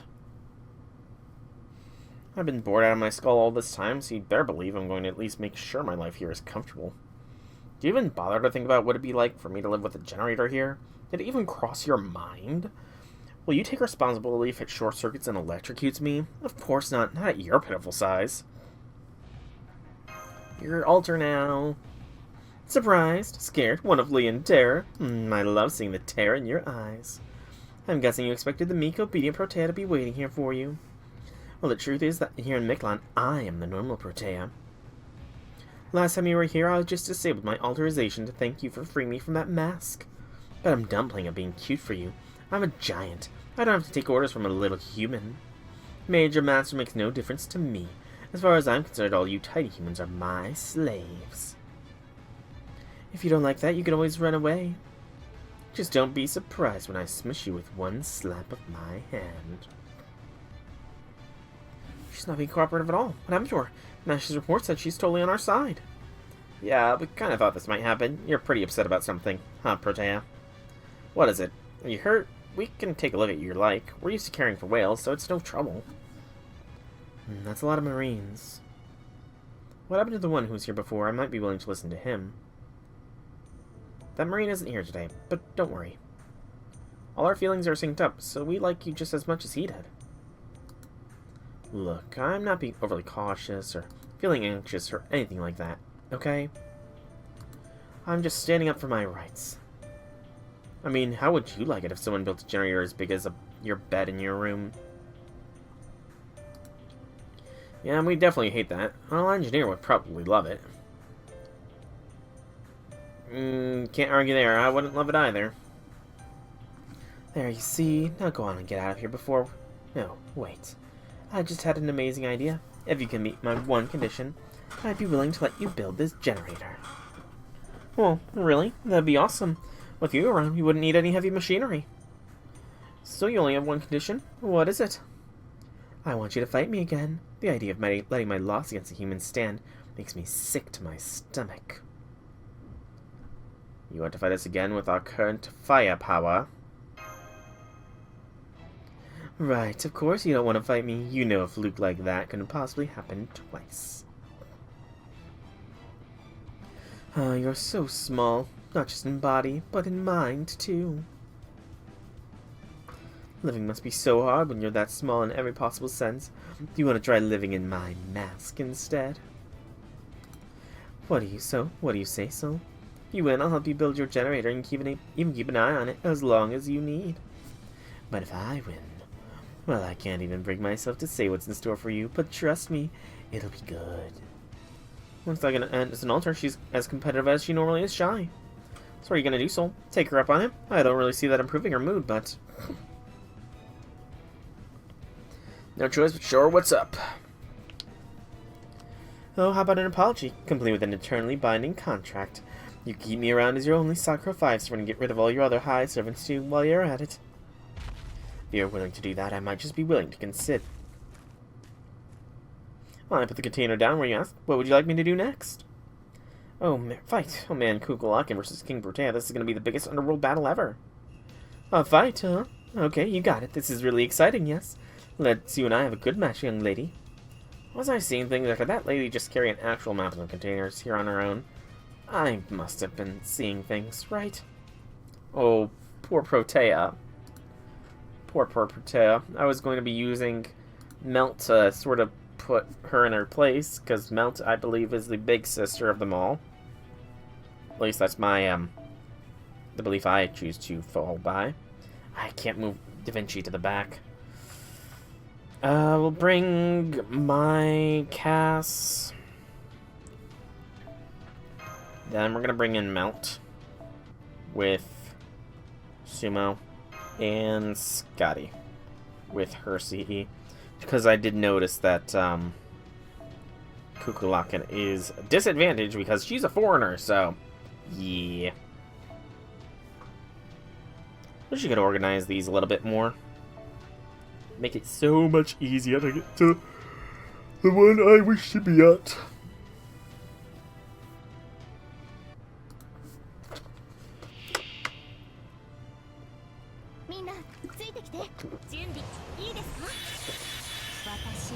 Oh, that's lucky. Kukulakan, what did you just get? Immune against effects of infinite growth EX for 1 turn. Remove 1 growth EX during a critical attack. When successfully removed, increase crit hit damage for yourself.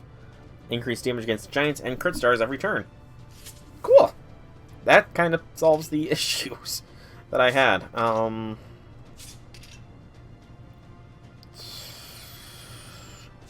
You are kind of selfish, Da Vinci. Do not expend any stars.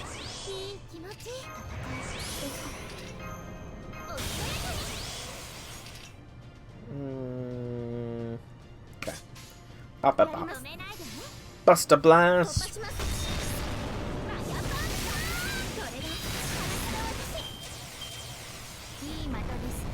Big money to win. Excuse me. Oh wow, I just noticed Bertea Alter has circles under her eyes. That's kind of sad. Beep, bop, boop.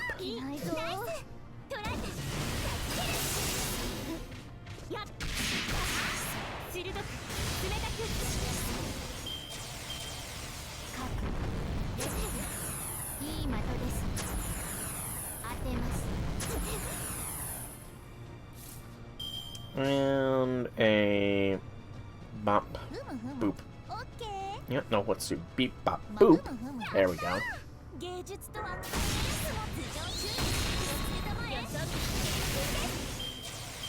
Get rid of that infinite growth. Now we just need to do a ton of friggin' damage. Castoria, I would very much appreciate it if you don't go poof. So you're gonna throw an invincibility on yourself? Yeah. BAQ. Excuse me.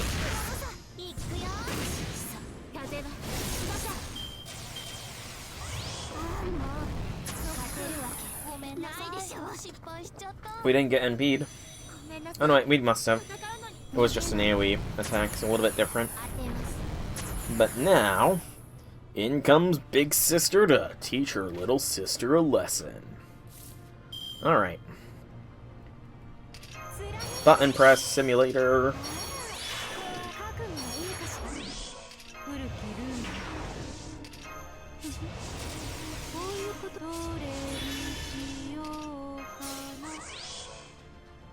And poppy poop.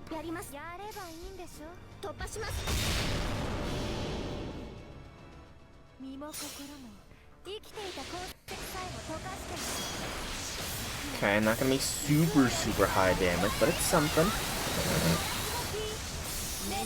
Something better than nothing.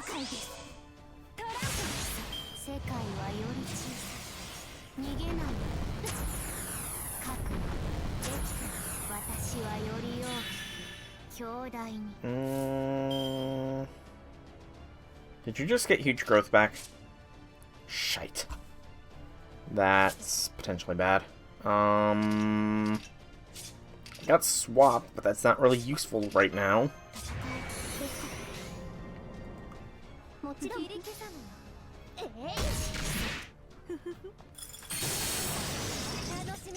Yeah, this is definitely confirming that this is going to be the only part I can really do today. Almost 2 hours on it. Man. she's just getting higher and higher health. Shit. Kukulakan going down early is not good.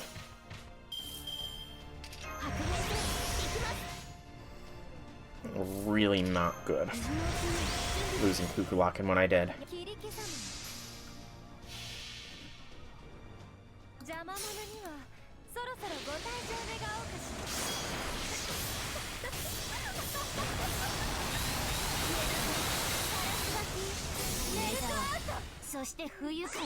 Removing buffs is good, though. Removing buffs is good. But I don't think it's gonna be enough. You just don't do enough damage. She gets like 200k every turn. And I just don't gain enough NP back.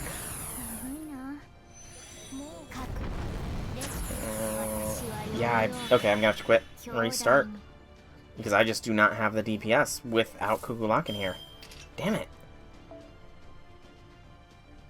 Unless I can use a Leyline Stone. If I can use a Leyline Stone, then maybe we are fine, but it's gonna be a tough call. It is going to be a tough call.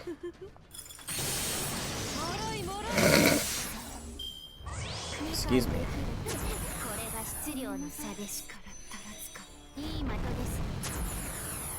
Definitely one of the, like, toughest battles so far.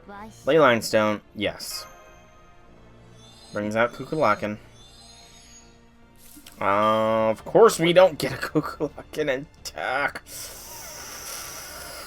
Okay, beep bop boop. Get some anti-enforcement defense going on. Excuse me again.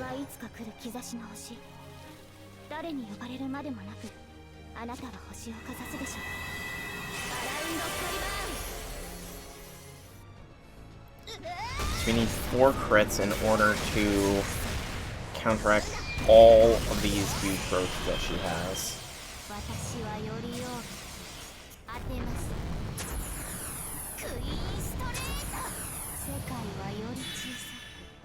It's kind of ridiculous, but we got 3 right away.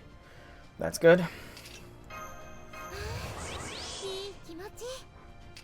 More attack power and Buster Blast.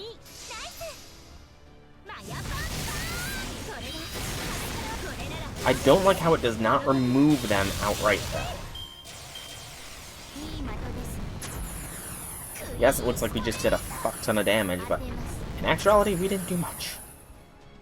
I mean, we're stopping her from using more huge growths, it seems. I need to hope that the final card crits at a 90% odds. Thank you for critting.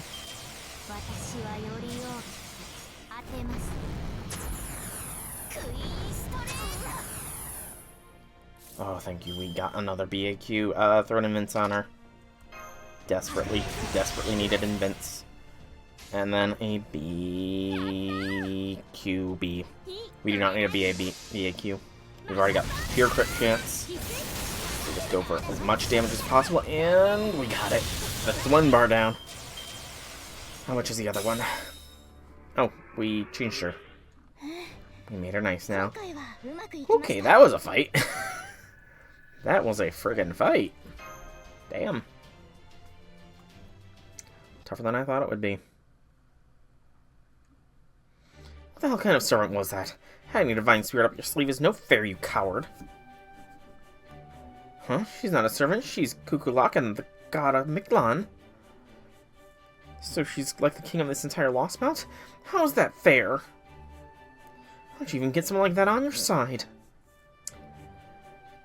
Circumstances and sentiment. Sentiment, a mutual unspoken feeling. Well, so I guess this means you and I are so close we don't even need words to communicate. Anyway, that was a wonderful fight, King Protea. I'm sure Koktanal would be glad to lend you his strength. I have no idea if I pronounced that properly. Would it be okay if I shook your hand? It's a great honor to meet with a heroic spirit from proper human history. Lostbelt or not, I guess the fact that your name is Kukulakan means you really are a god.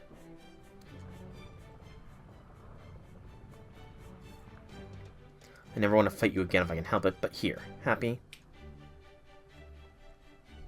Friendship. Alright, so I just need to open up these containers and line their contents up, right? This is so humiliating, but a promise is a promise. Now, what exactly do I do with all this stuff? Thanks, Protea. This really is a huge help. Okay, I'd like to start by securing a flat patch of rock. Could I also ask you to help making the scaffolding? Oh, jeez, what a pain. There's so many different kinds of containers here. This is going to be really complicated, isn't it? Maybe I'll disable my authorization and voice all this work on the other Protea. I can't do that. She'd just end up wrecking everything. Aw, poor Protea. Both of them.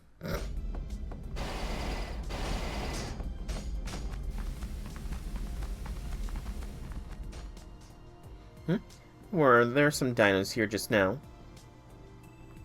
Oh yeah, they followed the Marines here. So they'd help too, because it looked like fun. So I asked the strong dinos to handle the installations and the fast dinos to run the cables. Man, these dinos are so smart, Kukulkan. They completely understood the concept of electricity in no time. It also didn't take them long to figure out that we're converting water's potential energy to kinetic energy. Right, they may be different from the people of proper human history, but they're all just as wonderful in their own way.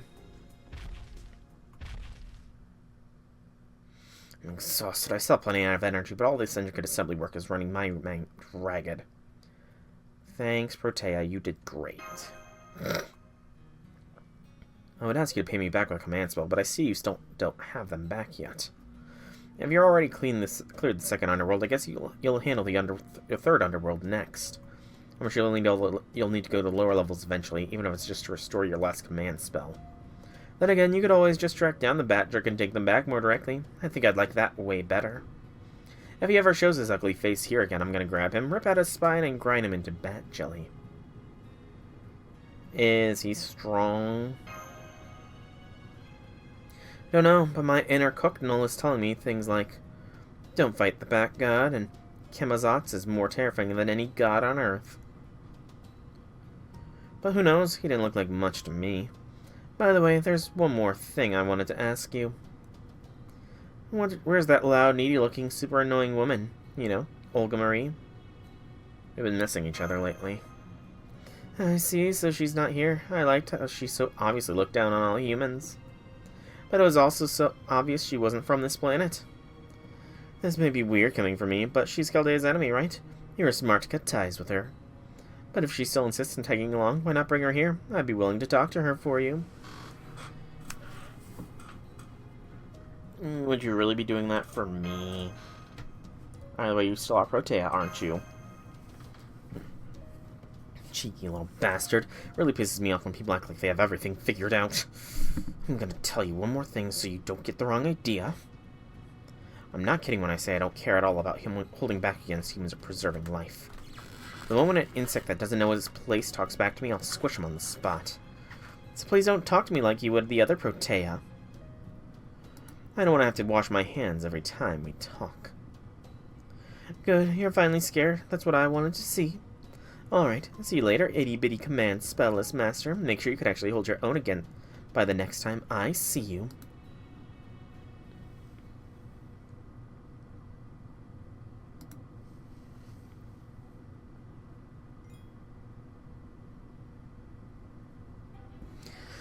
Another battle node! So many battles. We're almost 2 hours in. So many battles. Oh, interesting. In this instance, since Lancers are here,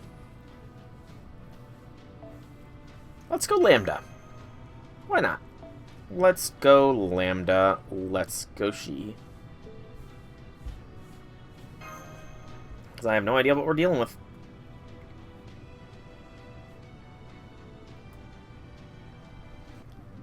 Hang on.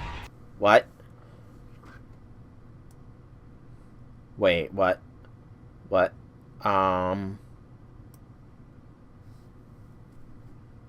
What was that? No. No, why? Why here in Mictlan?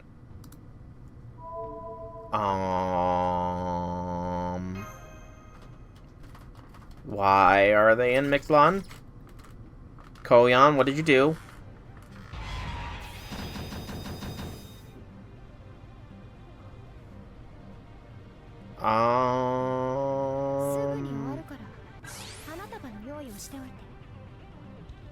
Um...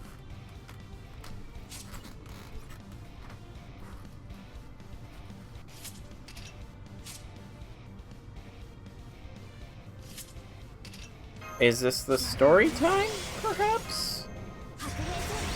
I don't remember what I brought last time. I forgot to throw K-scope on Lambda if I was doing this. Hopefully that doesn't screw things up too badly. But, interesting that we're redoing this fight. Again, I don't remember what we did last time, but let's see how Lambda double cast does. Does really good so far.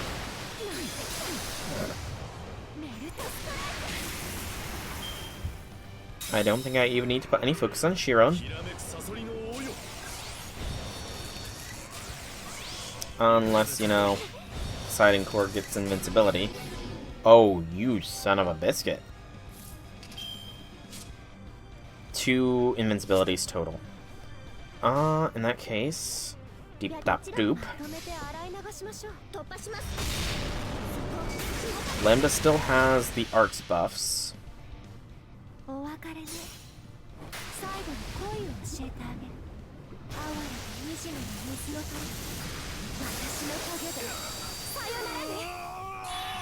Not quite enough to take out Shiron. Mind's Eye True. What's with all the... How much of an invasion is that? The whole turn, damn it. Burning another NP now would be pointless. Throw that on, get a heal off on Lamb, and get her charged up for another NP next turn. Do a BAQ in the interim to break this bar. This first bar. Shoot, I just saw that you had 3 bars.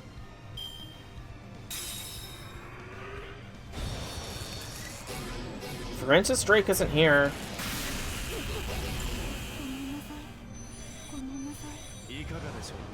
Stop with the evasion spam, dude. Evasion spam is not cool.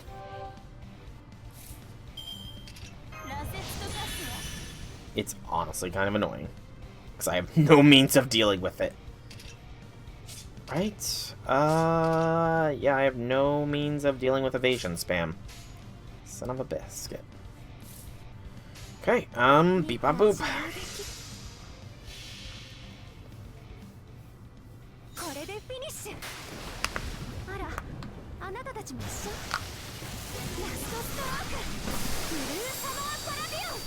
Oh, I pierced the evasion somehow.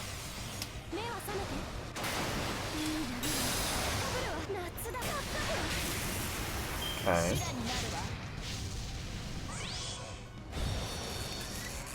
Of course, you get the invincibility again. Because, of course. Excuse me.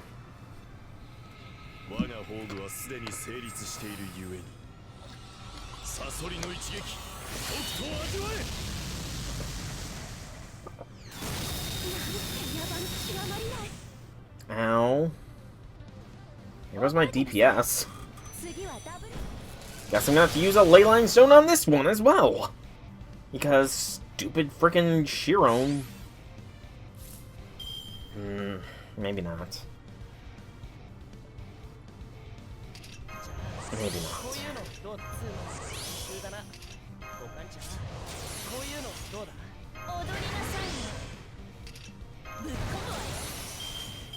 Good. That's fine. That's not necessary just yet. BAQ. I meant to click fucking Shiron. I'm an idiot.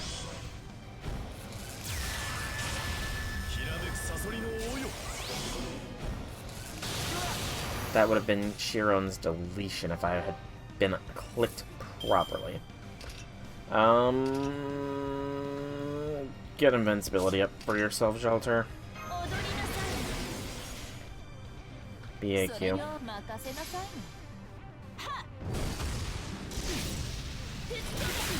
Good. Chiron down.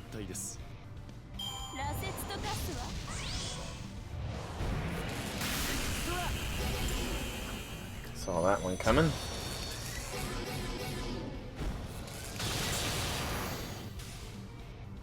It's now just Jolters! It's Jolter power time.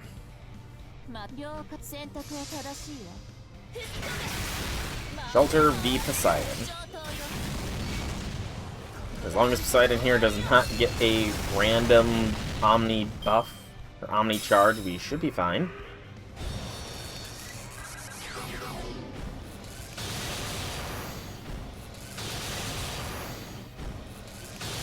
You know, just deleting one servant is also not really fair, game. I'm just gonna come out right and say it. Just saying, yeah, we're deleting you is not fair.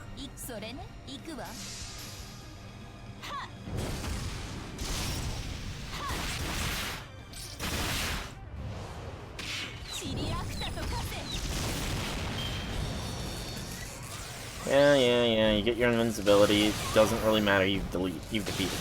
What the freaking do? I can use command spells. That's weird.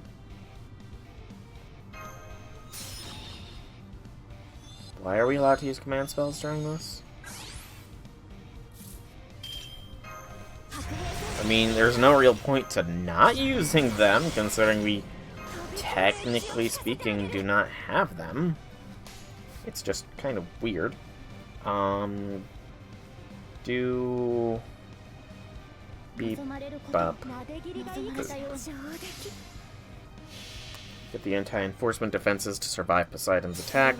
Break his invincibility, so that he's lined up to be hit by a massive blast from Melt.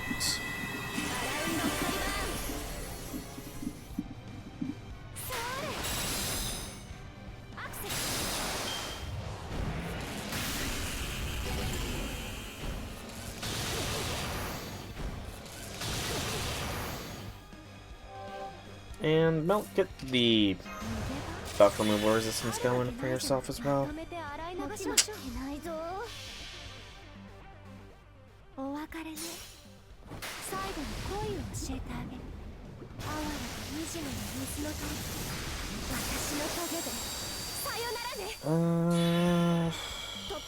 Yeah, I really don't get why we're doing this fight here, to be honest. Stop with the freaking invincibility. It's so annoying.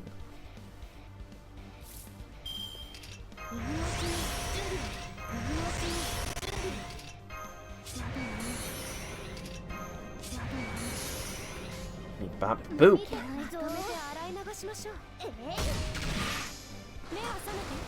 One of the few annoyances of FGO is when they frickin' spam the enemy spams invincibility or evasion. Is annoying as hell. But we did it. Don't really know what we did, but we did it.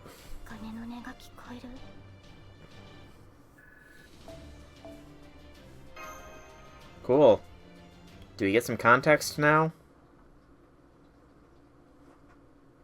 Okay, it was story time.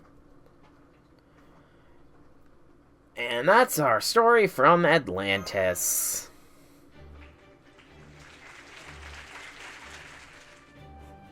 Amazing. A world almost entirely covered by water. And so deep, too. How permeable was the water? How far could sunlight travel through it? Did its people have different ways of surviving in each layer, unlike us? If we measure using proper human history units, I'm told the average depth is about 3,700 meters. The deepest trench supposedly extends downward by over 10,000 meters. I can only imagine the intensity of the pressure and the cold.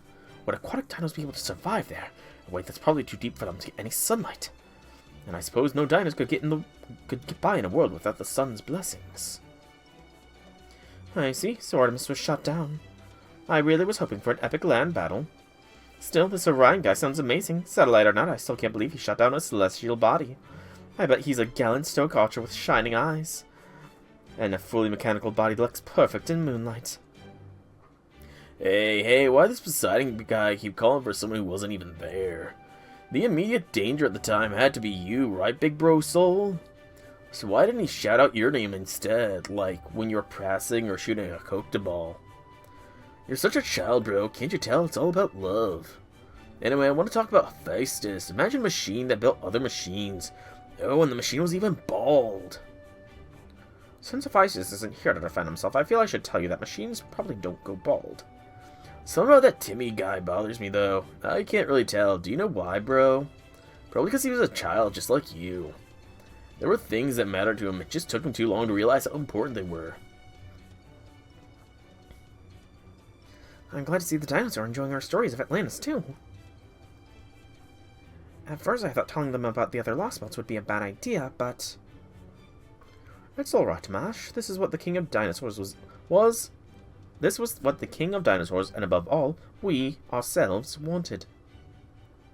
As for you, Soul, I must thank you for your judicious and objective account of these events. Hey, if anything, we should be thanking you. We are really grateful for all you've done. And all you dinos who have shown up to help with the repairing of the board have been a huge help. And above all, you guys have all welcomed us with open arms, and even knowing our relationship with Team Proper Human History and Lostbelts. Why is that something to be grateful for? We didn't think everyone else would be as understanding as you. Ah, now I see. Is it because you came from the correct history and we came from one that was meant to be pruned away? Then please rest assured we dinos have never been much for comparing ourselves to others. That guy is more talented than me, that guy is luckier than I am. So I'm going to take what I'm missing and knock him down a peg to even things out. We don't get those kinds of feelings, we just never compare ourselves to others. You never compare yourselves to others? That's right, so we have very little interest in how things could be different for either of us. We'd much rather hear stories of other possibilities. It's quite simply the dinos are enthralled by the pictures your stories paint. Difficult journeys, enjoyable ones, those you wish to overcome and those you wish you didn't have to leave behind. You must have experienced so many kinds. And as a result, your very words sparkle with a life of their own. Passion you so clearly feel brings these perished worlds to life for us in the form of your stories. See, dinos are enjoying the stories of Lostbelts as if you've been there yourselves. I didn't think even one of you had a curious bone in your body. And in consequence, I'm left entirely unprotected. What happened to my security detail? Well, idiot, I only agreed to become the Dinos King because you said they do whatever I told them. You say that, but weren't you enjoying yourself too, King? Especially the parts with Odysseus. I remember you shouting, "Hell yeah, serves you right," and way to go, you even looked pretty excited. Idiot, it's not the Lostbelt I was enjoying. Anyway, it's time for the sun to rest. Forget other worlds for now and tend to your own lives. Alright, dinos, go on, get out of here. I want you all back to your own quarters once I light the bonfire. If you still want to talk about these stories, go back home and do it with your families. Time's precious. Don't waste it. Very wise words there. Very wise words. I'm returning to the throne. You come too, idiot. Why? I don't have any business with you right now. You haven't touched the Solar Sojourn once since you started hanging around with Chaldea, right? Don't you need to hear the whole bunch's opinions to know what's what? Well, it's no skin off my nose if you bite the dust as a result. Alright, I forgot about that. Okay, everyone, I'm going to spend the night at the altar. See you all tomorrow!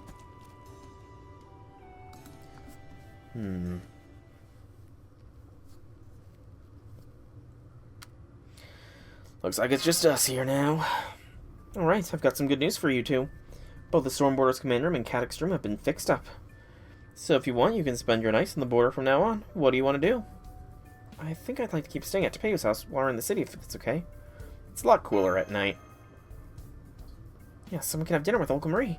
There's a new corn recipe I've been wanting to try. Something happened with You, Olga Marie. Yeah, the Chaldea staff came to a consensus about her. Even without her memories, Olga Marie is dangerous. Above all, she's the enemy waiting for us at the end of all this. She's also been helpful during our time here.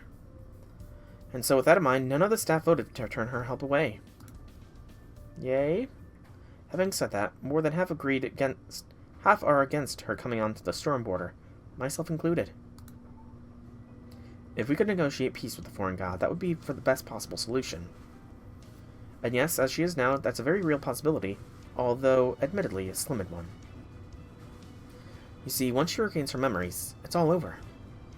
His Majesty too says that her memory loss is a temporary condition brought on by physical dysfunction.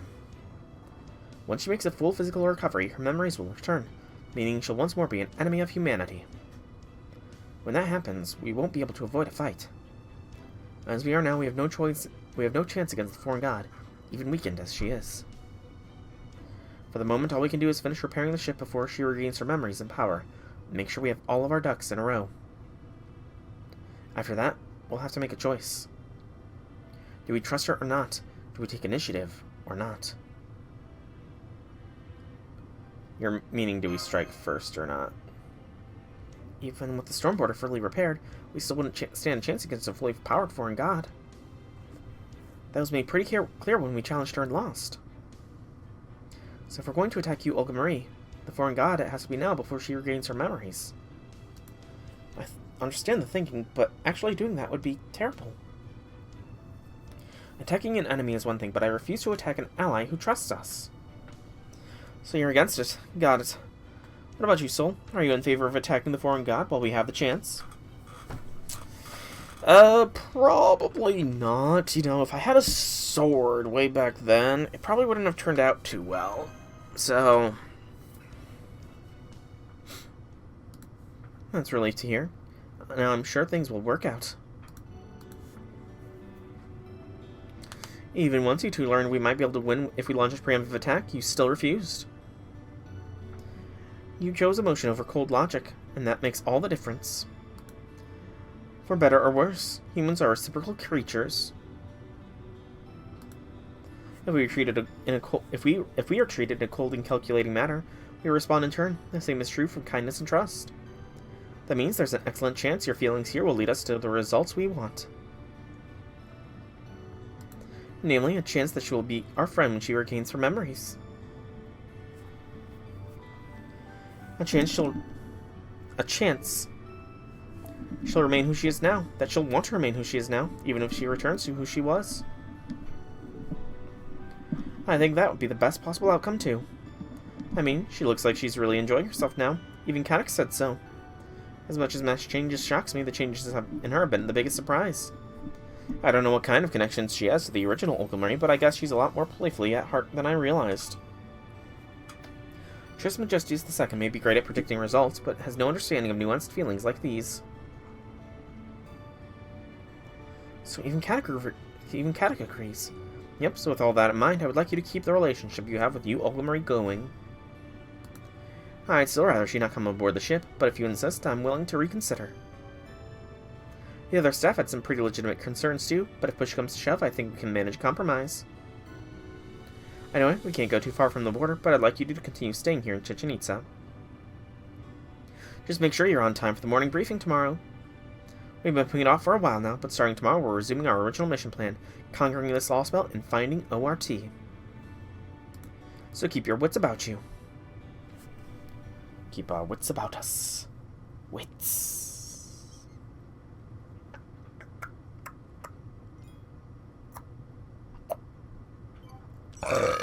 Excuse me. The final arrow is a no-daddle node. Okay, we're going to do this one, and then I am going to call it, because this has been a huge single section. Almost as big as the end of the last Lostbelt. So, yeah. We're back to Peyu. Where's Olga Marie? Is she back yet? You Olga Marie? No, I don't think she is. I did just see her on the main street, though. It looked like she was headed towards the altar. Then we must have just missed her. I'll go look for her. I'd like you to stay here and mash the corn mash. I'd prefer that too. The corn you crush with your shield is so smooth and soft you can't even tell it used to be corn. It's by far the best mashed corn I've ever had. I'd love to see you use your shield to grind cacao beans next. Oh, thank you. I'm honored. No doubt the rest of the Round Table Knights would be happy about this. I don't know. I feel like they would be pretty amused.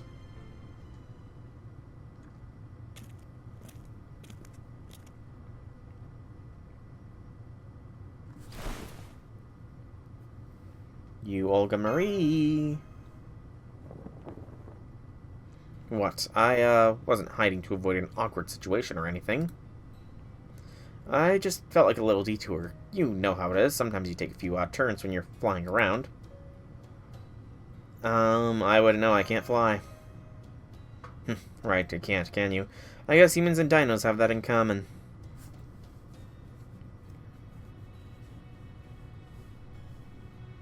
Awkward. So what is it already? You stopped me for a reason, right? We just haven't had a chance to talk lately, so... Well, yeah, because I've been avoiding you. I see. So you're here in your capacity as my secretary. Admirable work effort. Then I suppose I can head back. I already have a perfect understanding of Chichinitza's layout anyway. At this point, I can handle an Oklotl invasion no matter what tricks they might pull. Won't even be that hard. Not that I have any reason to defend the city. As in protecting humankind central to your presidential platform. So, how are things with you? Are the stormwater repairs going well?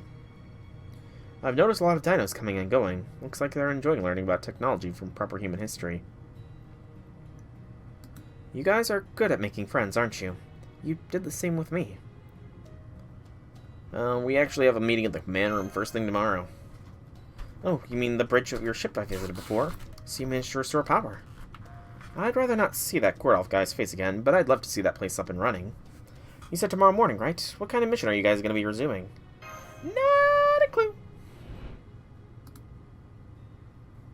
Having said that, more than half are against her coming aboard the border, myself included.